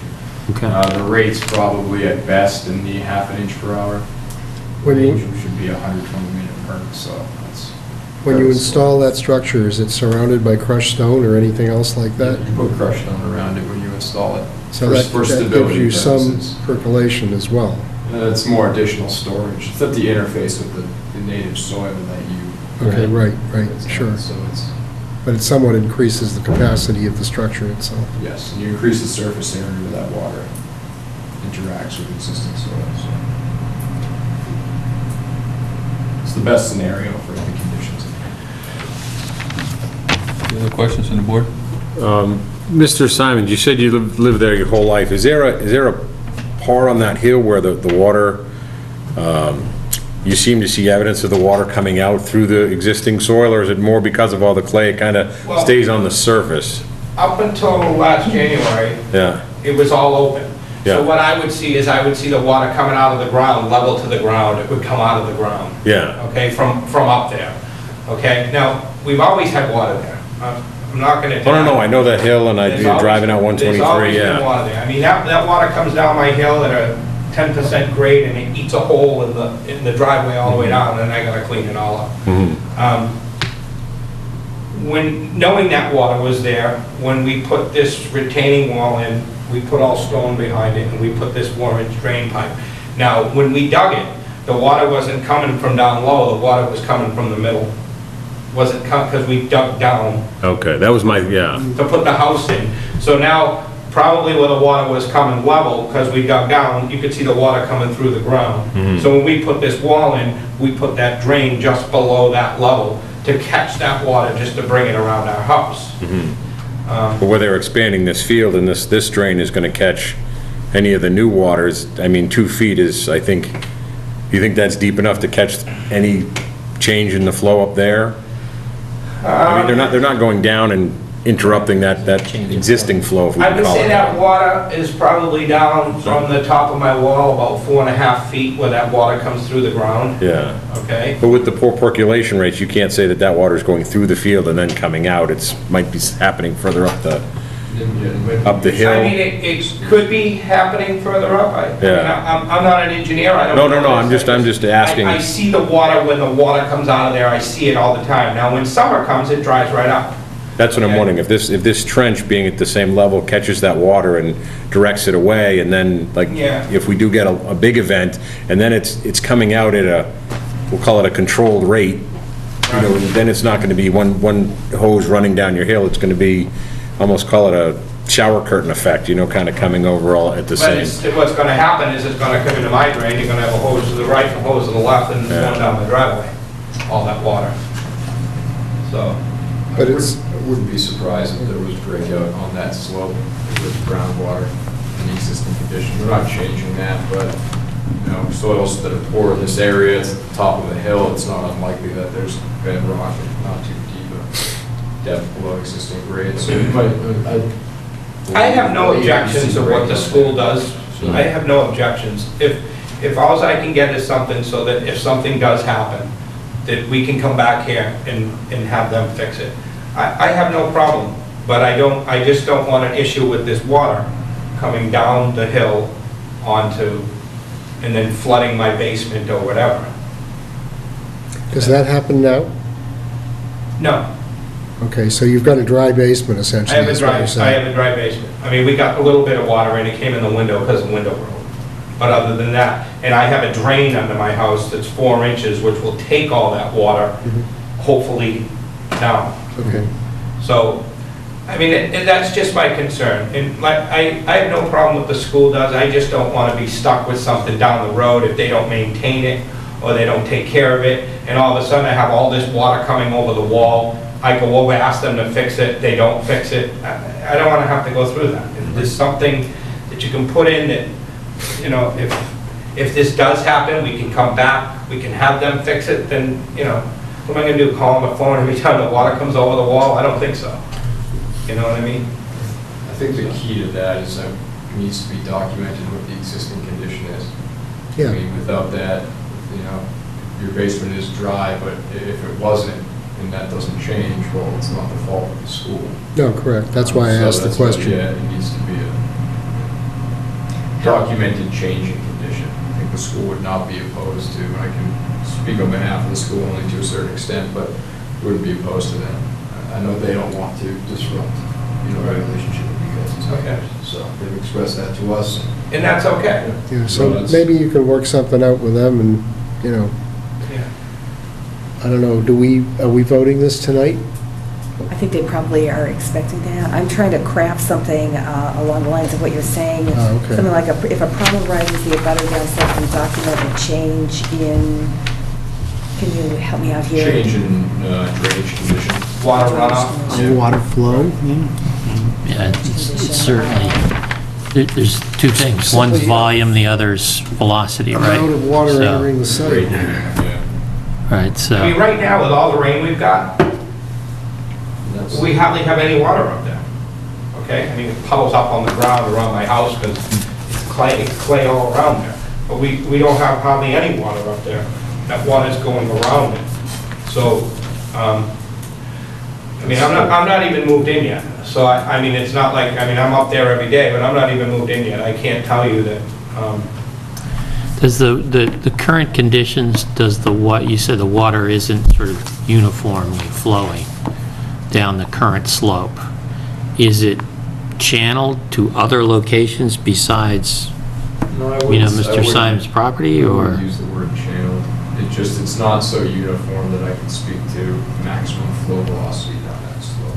We never take a study. Right, to be empirical. But no, it's not channelized. I just wouldn't call it absolutely uniform. It's a slope that's been there for a long time. It's a natural. So there's no condition. place where it's like sort of found a natural drainage spot and cut a channel through it or something? No, I wouldn't define the designated point discharge. Okay. well, there's no places up there where you can see the water like Yeah, I've seen coming the down and channels or- eating holes. You don't see That's that. what I was asking, yeah. Yeah, I mean, you don't see that. Okay. You know, I just have a concern, I don't, you know, my house is there now, I don't want water in my basement, I get water in my basement where I live now. I want it to be able to go around us, and if they say it works, but if it doesn't, I would like to be able to say, okay, let's go, let's fix it. Are you regrading that area? Are you bringing fill in? I mean, how are you getting the extra? Phil? it's going to be fill. And what kind of fill is it? I mean, is it going to have better drainage characteristics than what's there now? Yeah, it should be, it's going to be good, granular, decent fill. It's not going to be overly silty or clay. It's not going to be engineered fill like Title V sand, but it'll be good material. The school wants that too, because that Right. impacts better. It'll be better than the clay material, the base material that's there. Something that can be compacted, more substantially, in smaller lifts, especially for a 2-to-1 slope. You need to have,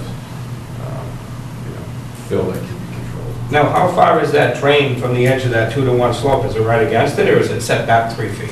Set back 3 or 4 feet, because there's a fence in between Okay. the slope and the trench. The trench is, 18 inches wide.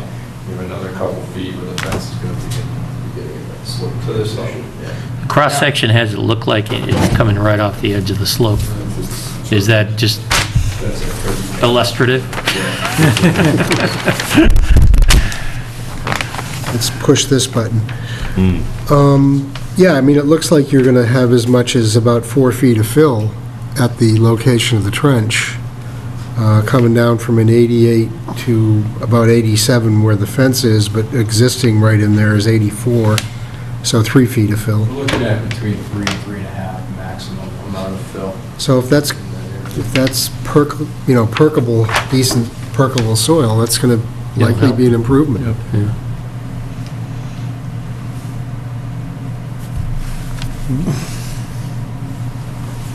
Anything else from the board, public? Do we, is everyone okay with conditioning it, is what Laura has proposed? It works for me, but I didn't see what the conditions are. Do you have a motion? Does that already include evidence? If evidence is provided that... Well, sort of it can be documented. Yeah, we just want to make sure it's... Do you want to, like you said, right now it says, Do you want to start from the beginning and just? Okay. Okay. Beginning is good. Or we can go... oh gosh. It's like, are you ready? For the Don't fall novel? asleep. It was a dark and dreary night. Yeah, I was going to say, it needs to be. The highwayman kept... All right. I move to approve the stormwater permit for the Inley School field expansion with the following conditions. Number 1, construction shall comply with the stormwater permit application filed September 29th, 2014, calculations dated September 22nd, 2014, and the plan entitled Site Plan dated September 23rd, 2014, sheet 1 of 1, including all revisions through November 17th, 2014, prepared by McKinsey Engineering Group, Incorporated, except as may be modified to conform to the conditions below.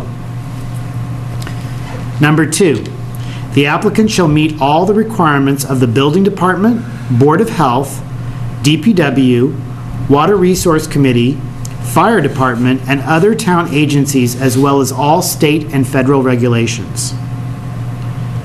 Number 3, stormwater control measures incorporated in the stormwater management system include a crushed stone infiltration trench with a 300-gallon precast concrete dry well that acts as an infiltration trench and level spreader. Number 4, the stormwater control measures listed in Condition 4 shall be maintained according to a submitted stormwater best management practices, long-term operation and maintenance plan, and stormwater management practices. Inspection schedule and evaluation checklist dated November 17th, 2014. 5, any change from the proposed materials shall result in a permit modification through the planning board.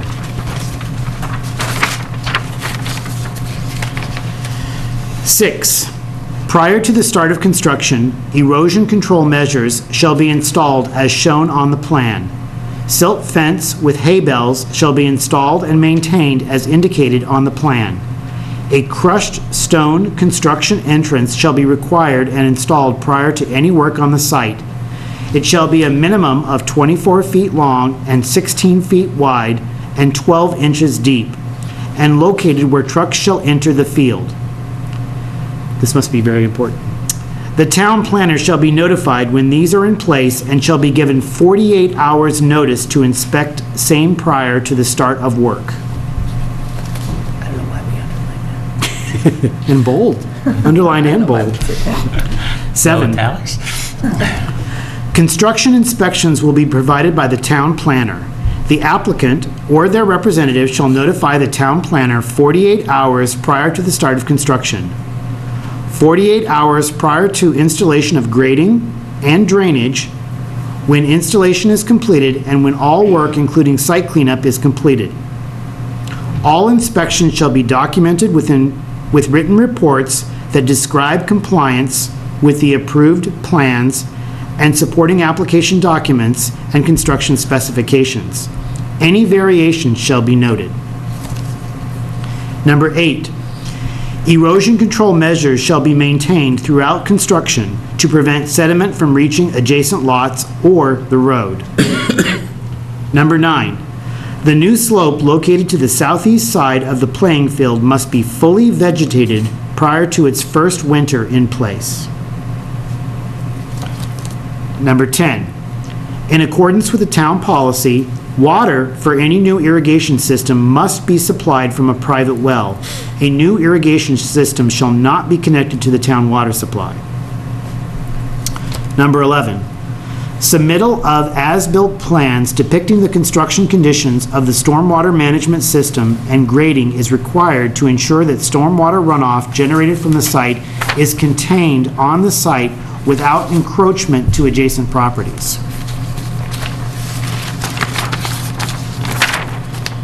Number 12, the town planner shall be notified upon completion for an inspection to determine compliance with the conditions prior to issuing a certificate of completion, COC, indicating that the project has been completed in compliance with the conditions set forth in the stormwater permit and bylaw. You're gonna need my writing.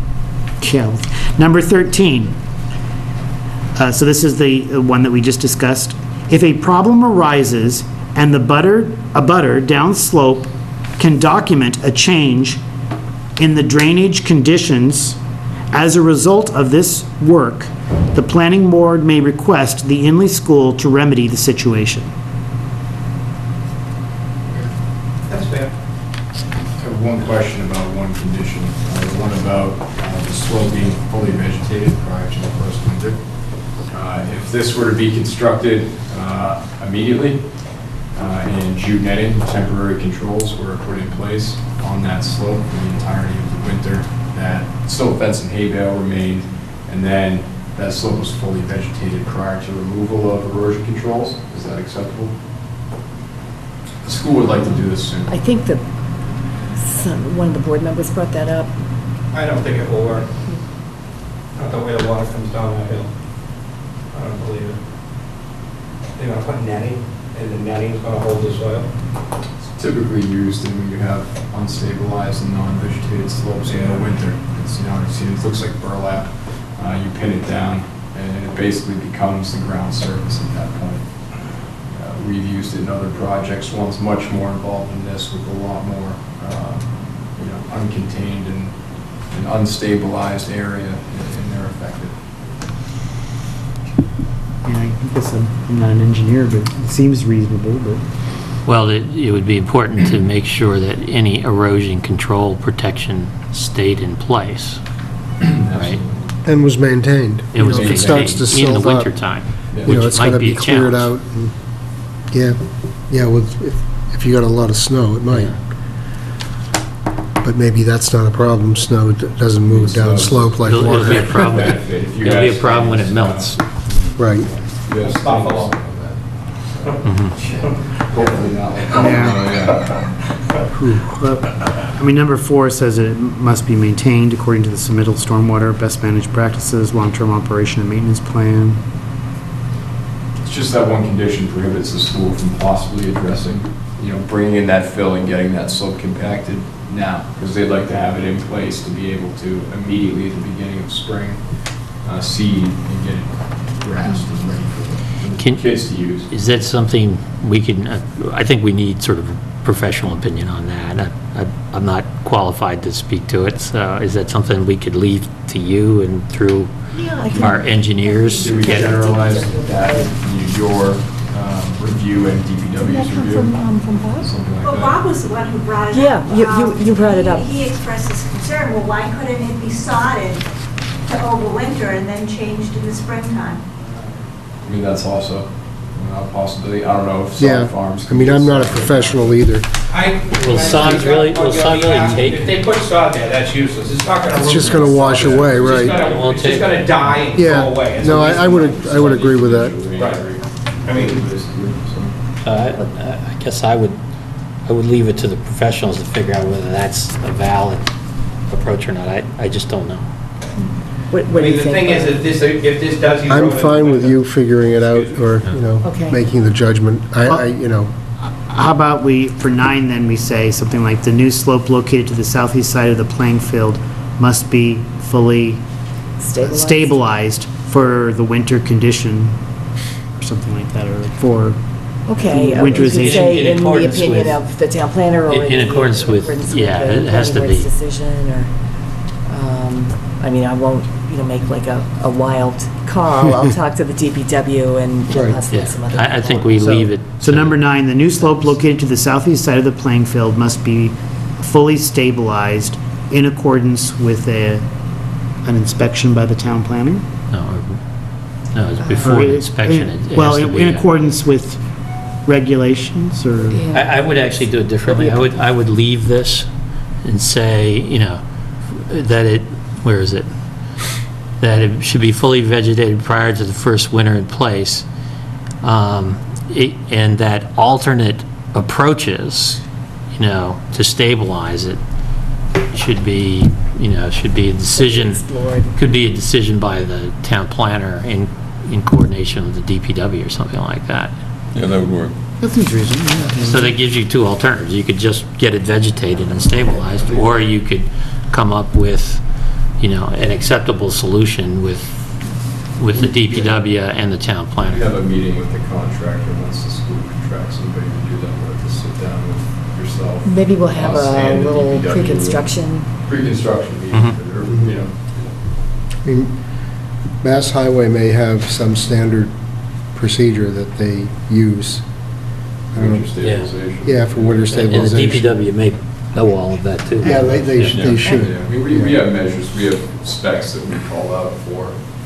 Yeah, I would assume. And I'm just asking, again, I'm, as Stephen said, I don't have an engineering background, but I know I've got a very steep slope on our land, and it's all crushed stone that we did there, so that instead of vegetating it, because we thought it would be really difficult, is there any option there to do maybe crushed stone instead? The stone slope wasn't, for one that's 2 to 1, it wouldn't be crushed stone, it would have to be riprap. Big, larger, yeah. Oh, okay. angular stone. All right. And you have kids playing in the field there, they kick a ball over. But there's Kid gotta be goes a fence, behind isn't the there? fence. There is a fence Yeah, there. there's always a way for kids to get behind the fence.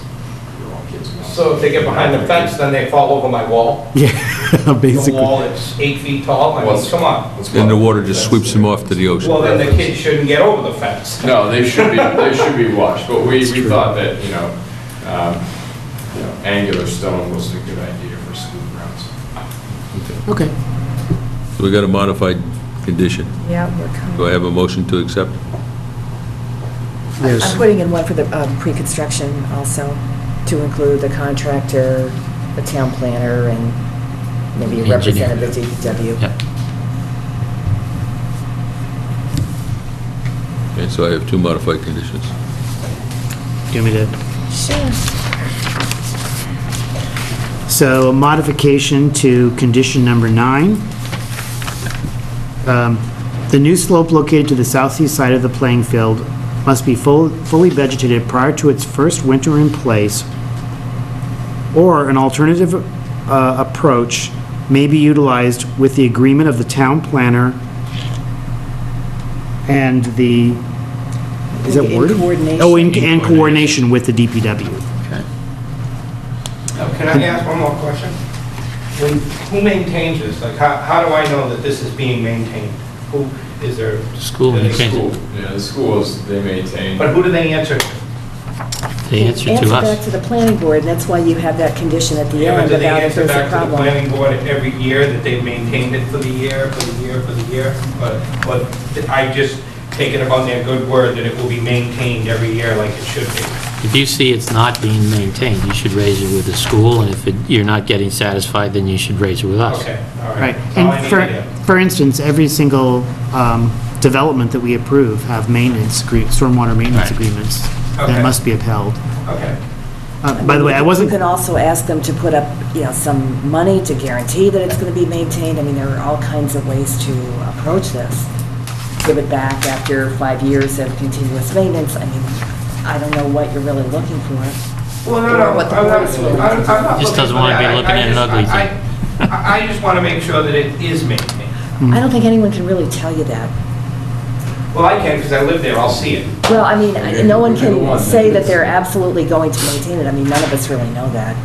Yeah, but this is what they're going No, on, and no, it should be. but I think. We are requiring them to do that, But the to maintain it. the key okay? So is. if they're not, then Right. we That's why are you get these ultimately a guarantees. recourse. Right. Okay. But, the key is whether it's you or any other homeowner or development that we approve, the onus is on you. If there's something wrong, you make us aware of it. Because, we don't have town inspectors coming out No, every no, I five, understand, yeah. every 5 days to look at it. Right. And then we can then say, hey, there's this agreement, there's a maintenance agreement, you're not adhering to it, you need to put that into place. Okay. One of the things they submitted was a long-term operation and maintenance plan that they commit to adhering to. Okay. So that's what we're holding them to.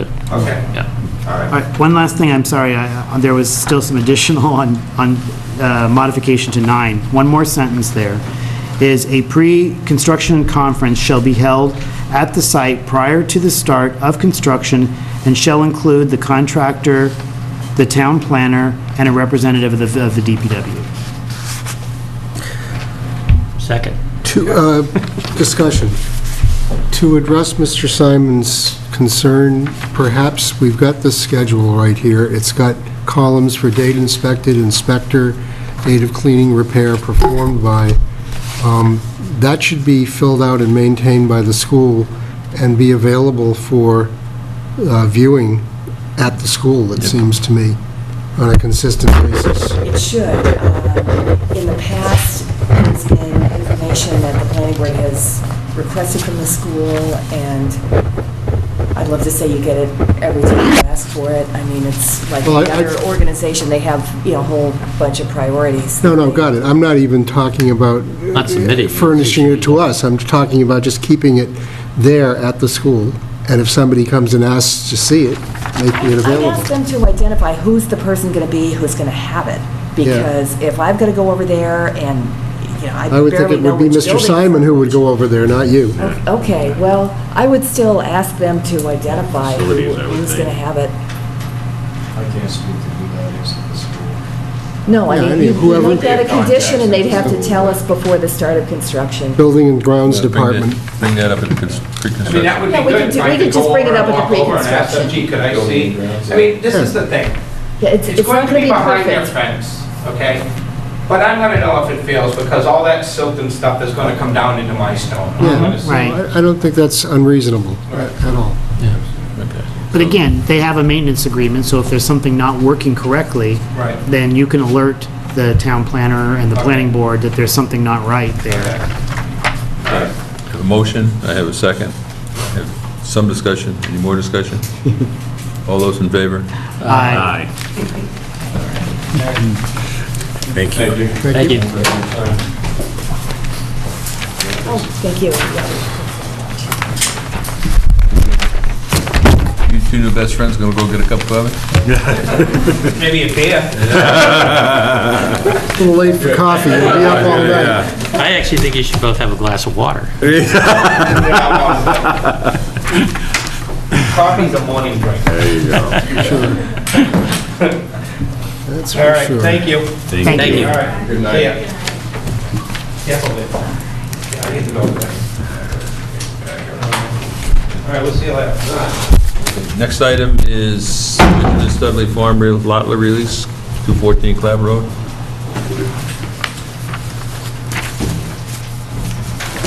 Oh, Seen you guys for a while. 2 weeks. We should have done this faster, there was only one of them then.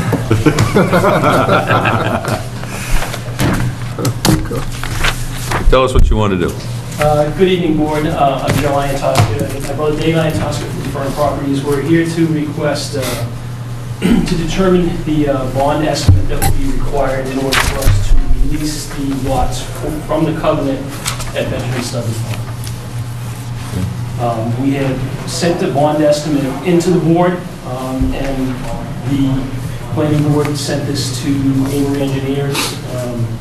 Subsequently, Pat Brennan went out to the site, reviewed the bond estimate, made some changes and a few additions to it, and I believe that his dollar amount with the 10% contingency and the 5-year inflation index added onto it was in the amount of $76,784. So we're here in front of the board tonight to see if we can get approval for that. And if you approve that, we will submit the surety that's required and then get a release from the board and get that recorded. Laura? Yeah, we sent their estimate over to Amory. Amory has kind of gotten in the pattern of how to do this. They add on the 10% contingency, they add on a factor for inflation for 5 years, and that's how they come up with the number that they get. Their number was a bit higher than SLT's. SLT would have come out 61,000. Amory came out 76, close to 76.8. So I think, it is a good practice for the town to have Amory look at these things to make sure that you're getting, you're getting the right amount. Not that anyone is like the wrong amount, but it's just, they're looking at every detail very closely, so. Everybody's in agreement to 76,800? Yeah, you could make it 76.8, it's actually 76,784. 784.39, so however you want to do it.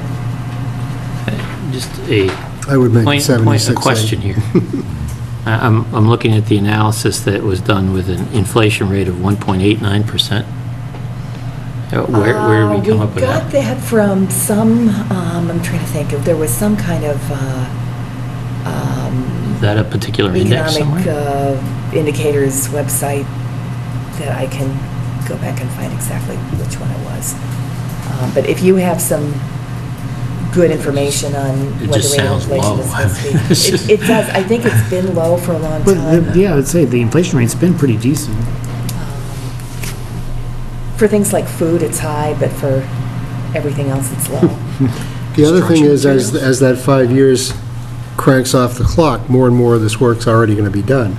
Yeah, So in that's fact, true. you're running inflation as though it were based on the entire total here, but there's going to be stuff coming off that list, so, it's that inflation rate is essentially, for the whole amount of work, what it really could reflect would be the remaining work at any given point in that 5-year cycle. I'd be surprised if we saw them in 5 years.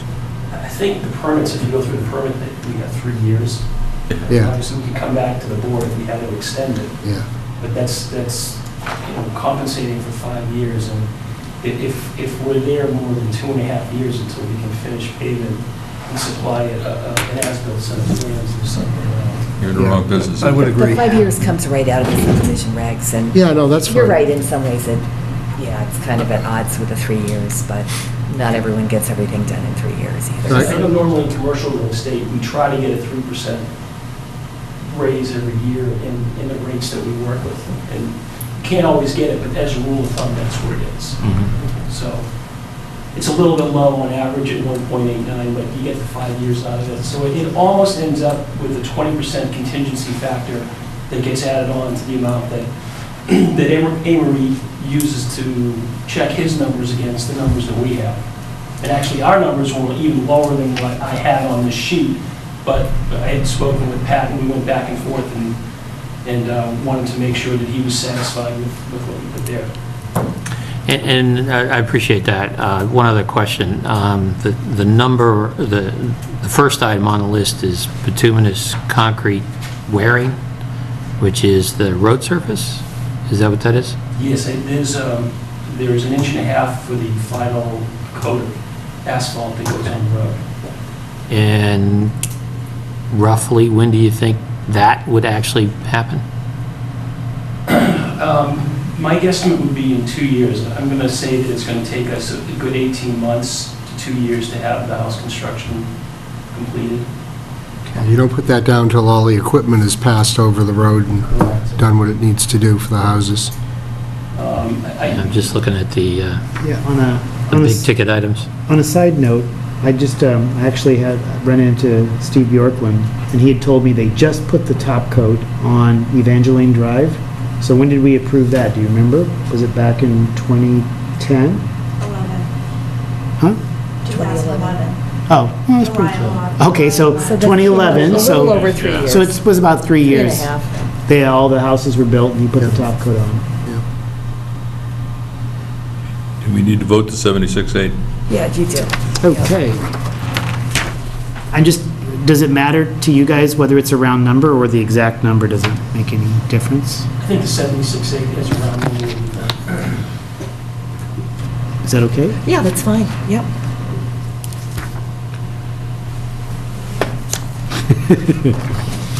Okay.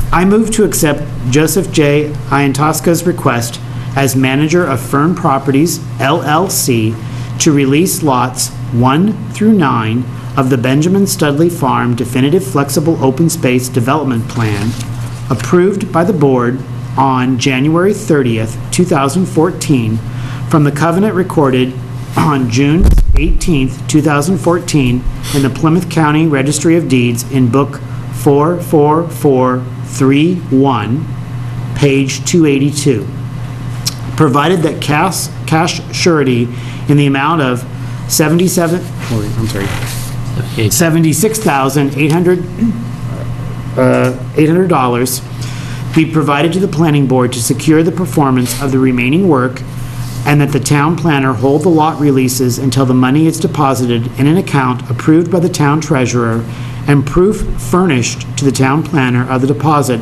along with the recorded lot releases. Have a second? Second? All those in favor? Aye. Thank you very much. Thank you. Thank you. I'll have these tomorrow if you want it, whenever you want to come in. Next week, we'll bring the cash to check into I'll see you first, and we'll go to the treasurer, and then Go to her first and then come to me, and she'll Okay. give you like we'll see. some type of So you bring receipt. the money into us. You bring the money into the planning board, and then we put the right account number on it, and then it gets deposited. Sure. So it comes to us first. Okay. I already have their account number. Perfect. I want to make sure it goes to the right. Right, okay. Make sure it goes into the right We'll be account. watching no matter where it is. I'll see Karen next week. Okay. Thank you. Have a good holiday. Thank you Thank both. you. Thank you. Okay. Did you say 77.8? It's actually 76.8. You can see the light at the No, end. it said 76. You said 76.8. 76.8, okay. Don't ask me what I just said. Okay, don't worry. Did I write corrected there yourself. the wrong thing? Yeah, but that's okay. Okay, so the next item we got is the planning board budget. Yeah, the planning board budget. So there are two main parts to the budget here in the town hall.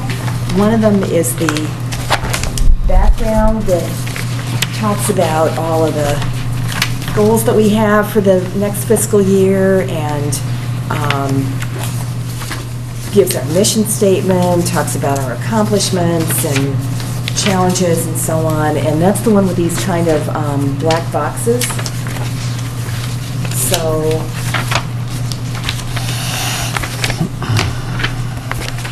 this lays out some goals for us, for the department, that are things we'd like to get done. It's pretty much a wish I list. can put it in your package.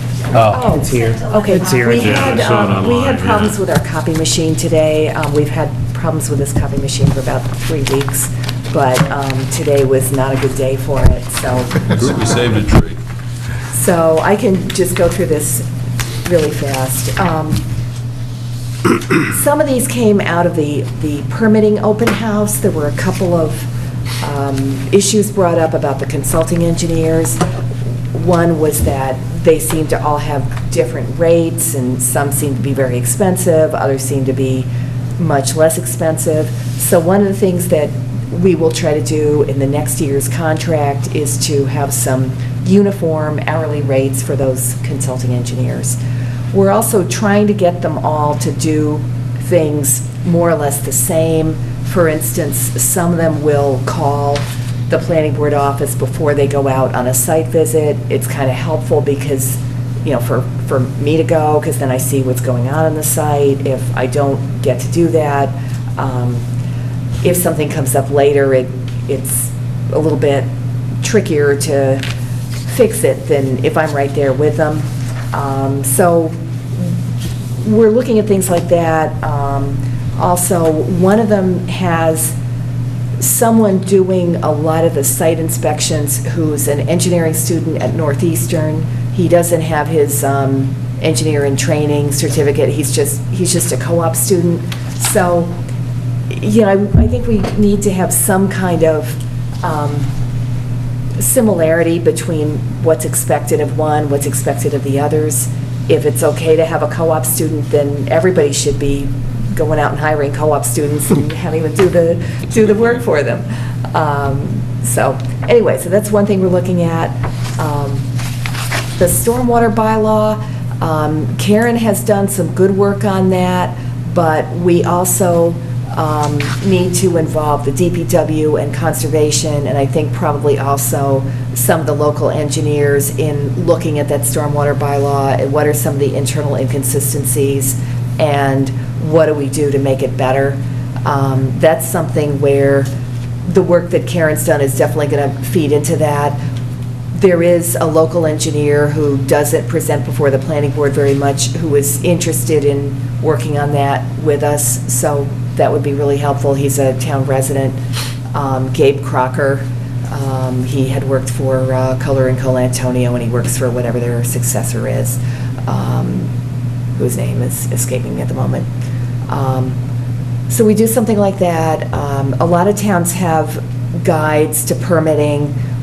We could basically just copy something that they have, tweak it for Scituate, but it would explain everything you really need to know about permitting. When does the conservation get involved? When does the planning board get involved? When does the zoning board get involved? And that would actually be a big help to us, I think, in the different offices.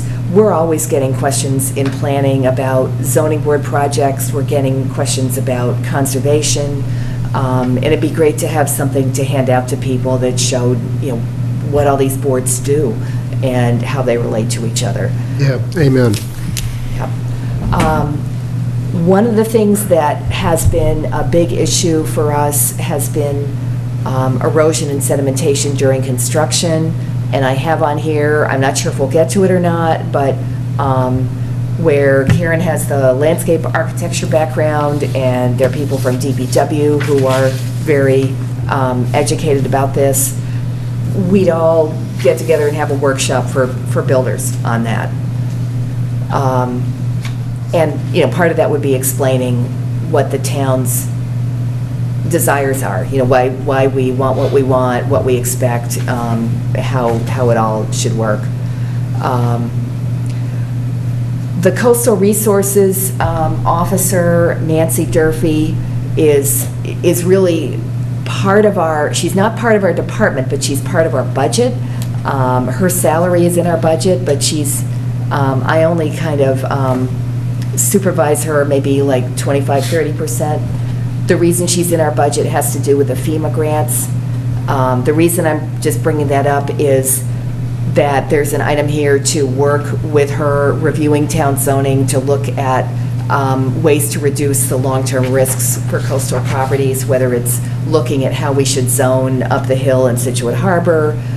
Someday, I think she had a thought, well, you just change the zoning map and that's that. Well, yeah. So there's a lot of outreach that would have to be done, working up long-range plans and a lot of process before we would, get to that point. We have a development review team. Bob is on it.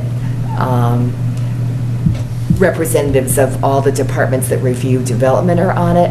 And one of the things that I think we are going to start doing is inviting proponents of large projects to meet with that group, rather than just kind of being reactive. We, get them in and work with them from the beginning so they would know if they had a problem with sewer or, whatever it was. So those are all the ones that are kind of relating to land use regulation.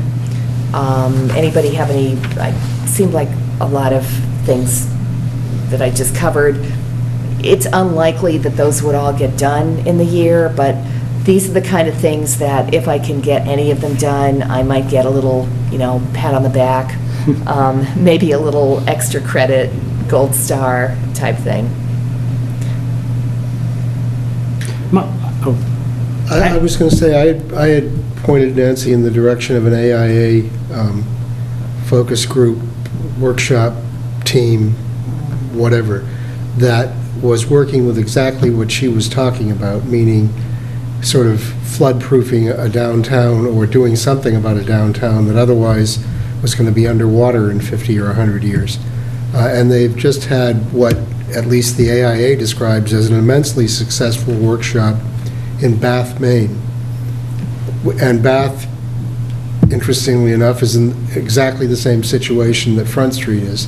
I was surprised to find out that Bath only has 8,000 people in it, even though it's a city. So it's not a huge community. We're not talking about apples and oranges. We're very much talking about a Scituate-sized situation. But their main shopping street is right along the waterfront. Same, quite a similar situation. So perhaps we could work towards having that team come and work with us at some point during the next year. That's a great idea. If you have any contacts with them or ways to I find out only the saw it on the contact? website, but there's contact information there, obviously, and I gave Nancy the link, so she's seen it as well.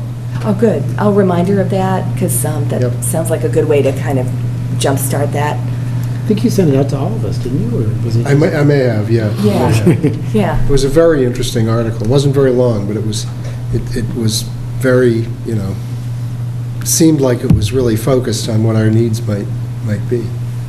Did they have any solutions? I don't know. Didn't get into that in the article. Canals. How far? Have you heard about the Boston one? No. Well, if you ever get down to New Dikes. Bedford and you see those hurricane barriers, Yeah, those are right. impressive the first time you see them. Right. I don't know if they actually close those doors, Retreat, I think. but they're there.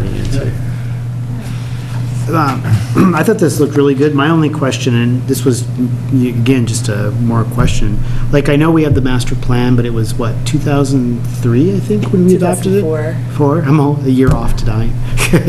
So, is there any thought about revisiting some or part of that? I mean, I know this is actually a lot of work, but I just was curious.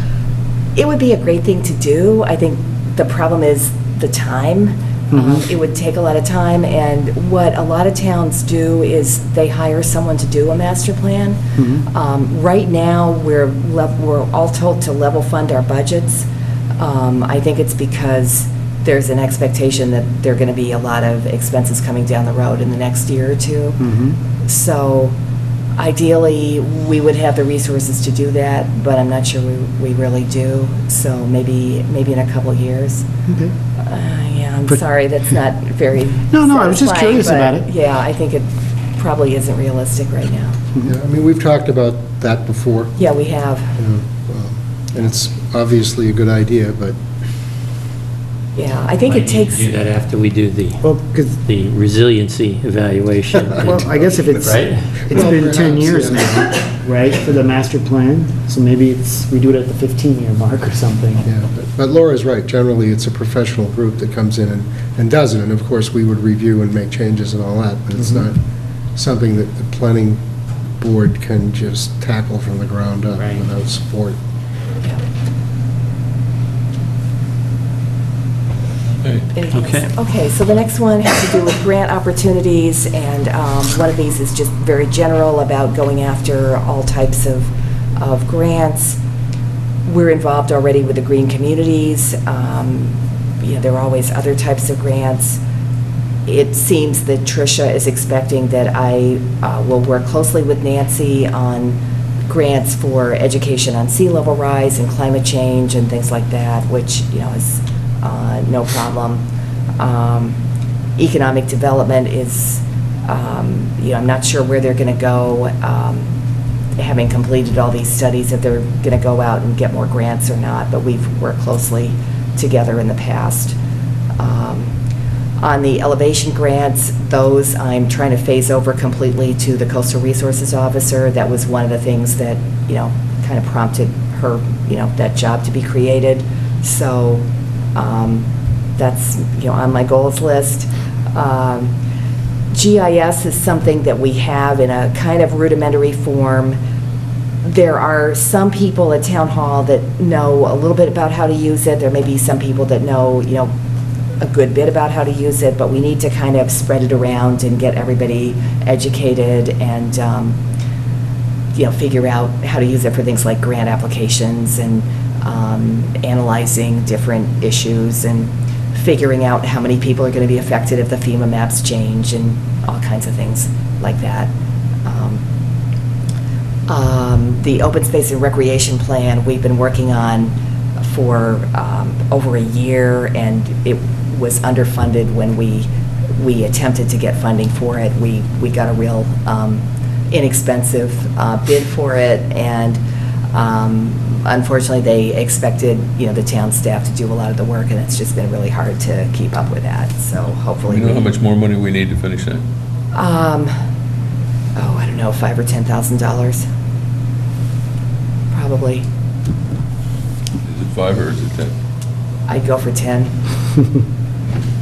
And if we can do it for 5, we did really well. But if we had 10, we could get back on track? I think we could get it done a lot faster for 10. Take that to CPC. Okay, great.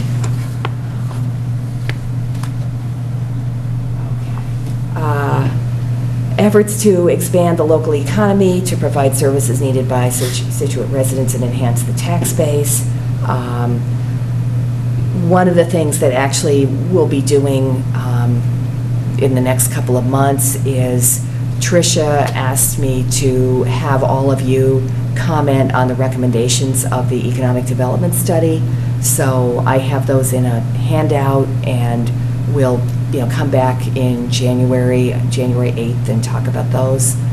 So that's one item checked off the list. The 40R zoning is the second one. Hopefully we get that through. If we don't, well, it's on the list for next year too, but we got plenty on this list, so that's okay.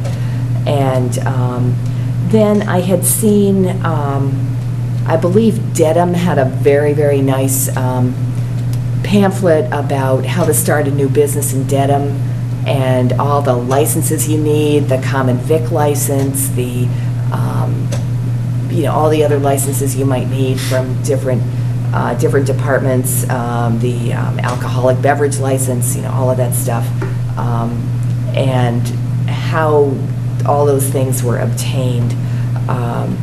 So one of the things here is to create maybe a 1 or 2 page fact sheet about, everything you need to know if you're going to start a new business. Do you need a business license from the town clerk? Do you need to contact the Secretary of State's office? I mean, all the little odds and ends and details that you need to do. So I assume That most should of then this go stuff. up on the web. Yeah, that's exactly where it's going. Yeah. In fact, that would probably be the first place most people would look for it. Yeah. Yeah. They wouldn't be looking for a piece of paper handout. Right. yeah, There yeah, should be a it's true. menu heading too that says something like starting a business in Scituate, so that you can go right to it. Right. It's like Dedham, only on Front Street. What's that? It's just like doing it in Dedham, only you do it on Front Street. Right, we're going to start a scuba diving shop on Front Street. Okay, the major budget components, I didn't change very much from last year. The risks and challenges is, One question. Yeah. If we pass 40R and get 75,000 from the state, can we use that for master planning? that's a great idea. We can certainly try. The EDC did something like that with the meals tax. I mean, it was a fight to get it, but they did, I mean, I think the thing to do would be to make the master plan sound really compelling. Yeah, that's a good So- idea. It is. But I think you could It probably was. do that. Seems to be tied into sort of planning, so, I Yeah. mean, Yeah, it's- it would be a natural fit. Yeah, yep. It's a great idea. Yeah. So anyway, the risks and challenges are similar to what I had last year. The department accomplishments, it's always kind of nice to throw that stuff out so people can see that we're, getting some stuff done. The revenue is kind of interesting because I did put $75,000 for the 40-hour incentive on there. And there's a nice little jump in the revenue for fiscal year 16, assuming that we get that. And that's the last page, is this, maybe it wasn't in there? Oh, it's not part of that, it's part of the one with the black boxes? Yeah, that went out electronically, that's why I saw it. Yeah, Oh, okay. yeah, we wanted to make copies of that, but it just was not going to happen today. So anyway, there was a big jump in the application fees this year that we're expecting, and that's because when we get the application from Toll Brothers, assuming that we do, that'll probably be $6,400 for that one application. And otherwise, we've got the grant revenue in here that's going towards the coastal resources officer's salary. There's some other grant revenue that reimburses expenses of the building and planning departments. That just goes right into the general fund. We don't see that. And then when you get down to the actual numbers in the budget, which is this one that's kind of like a spreadsheet, everything is level funded. The differences are that the coastal resources officer is included.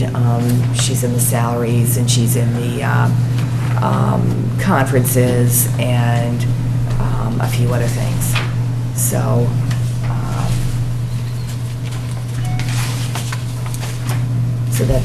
that's one change, but mileage, but everything else was level funded. We have an item for technical services where we had some money this past year that we have not used yet, that we probably should, for updating the subdivision rules and regulations. So hopefully we will have a chance to do that.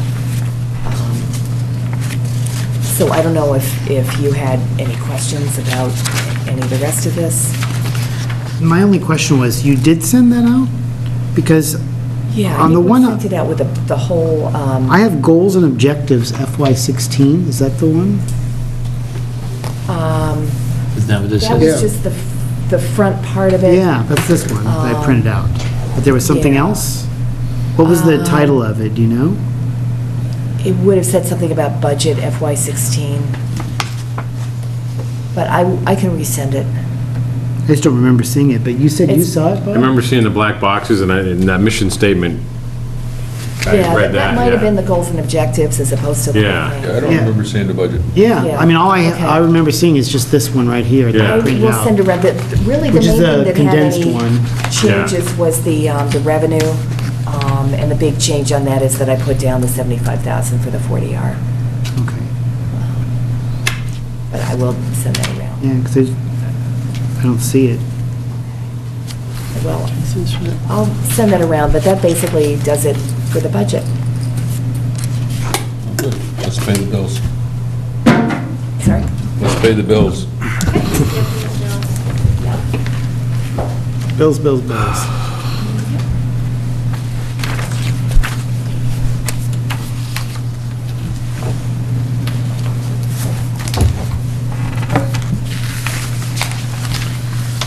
All right, I move that we approve $103 to be paid to the planning, or I'm sorry, to be paid to Schwab for planning board stamps and ink. Amory Engineers for construction inspection, and, I'm sorry, this is for $187.50 for the construction inspection services for 543 Country Way. Also pay Amory Engineers $3,395.05 for the construction inspection for Blanchard Farm Estates. And approve or nominate $2,263.38 to Amory Engineers for construction inspection for Benjamin Studley Farm. That is 7/114 to 10/31/14. And $258.96 to Amory Engineers for construction inspection for Ingrid Lane, 7/114 to 10/31/14. And to $1,897.50 to Chesia Consulting for the engineering peer review for 50 Country Way definitive subdivision plan. Second. All those in favor? Aye. Minutes? That's the good stuff. Yep, we've got minutes of October 23rd. Here, why don't you pass those and you can sign them. Yeah. Way We can back. multitask. Yeah, I don't know if I can do that or not. I can't walk and chew gum. I move that we approve the Scituate Planning Board minutes for October 23rd, 2014. Second? All those in favor? Aye.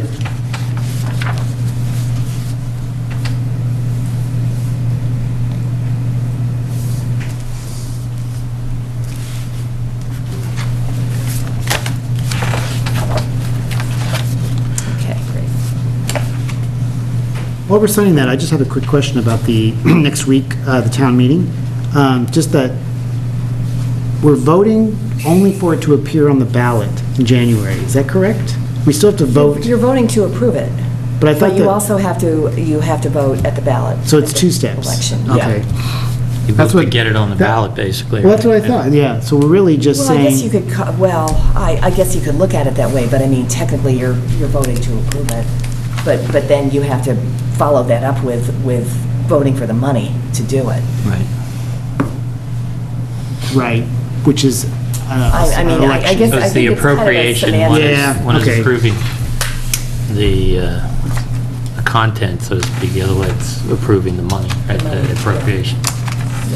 Okay. And when is that, the election? It's January It's in something? January, I don't know the date. The town meeting's December 3rd. Right, it's next Wednesday. Yeah. Then we got liaison reports. Hearing none, we're moving on. Town planner report. Don't have too much other than what I told you. I have the economic development recommendations, I'll hand those out. We're looking for money for both the design guidelines for the 40R and also for the update of the hazard mitigation plan. And the hazard mitigation plan is really important because if we don't have that in place, we can't apply for money for seawall repair and a whole lot of other things that have a lot of Got one more. big ramifications for the town. So Nope, I don't think so. nope, didn't come this way. we're probably going to be trying to get the hazard mitigation plan money from MAPC. And if there are three signatures, you... Yeah, I'm just checking to make sure. Okay. And we're probably going to get money, try to get money for the design guidelines from outside NIPC, from another source. And we sent out all the invites to the meeting on 40R in December. Next, the housing production plan is going to come in. The consultant's going to talk to you on December 18th. So we still have a really full kind of slightly mind-bending slate of things going on. But it's all good. So if you want to take one. And there's no this town evening- Christmas party, right? You said? No, there's no town Christmas party. They stopped that a few years ago. When you go to Marshall, have a holiday party. We could. Yeah. Okay. have anything else before we act on Bob's motion? Hearing none. Do I have a second? Second. All those in favor? Aye.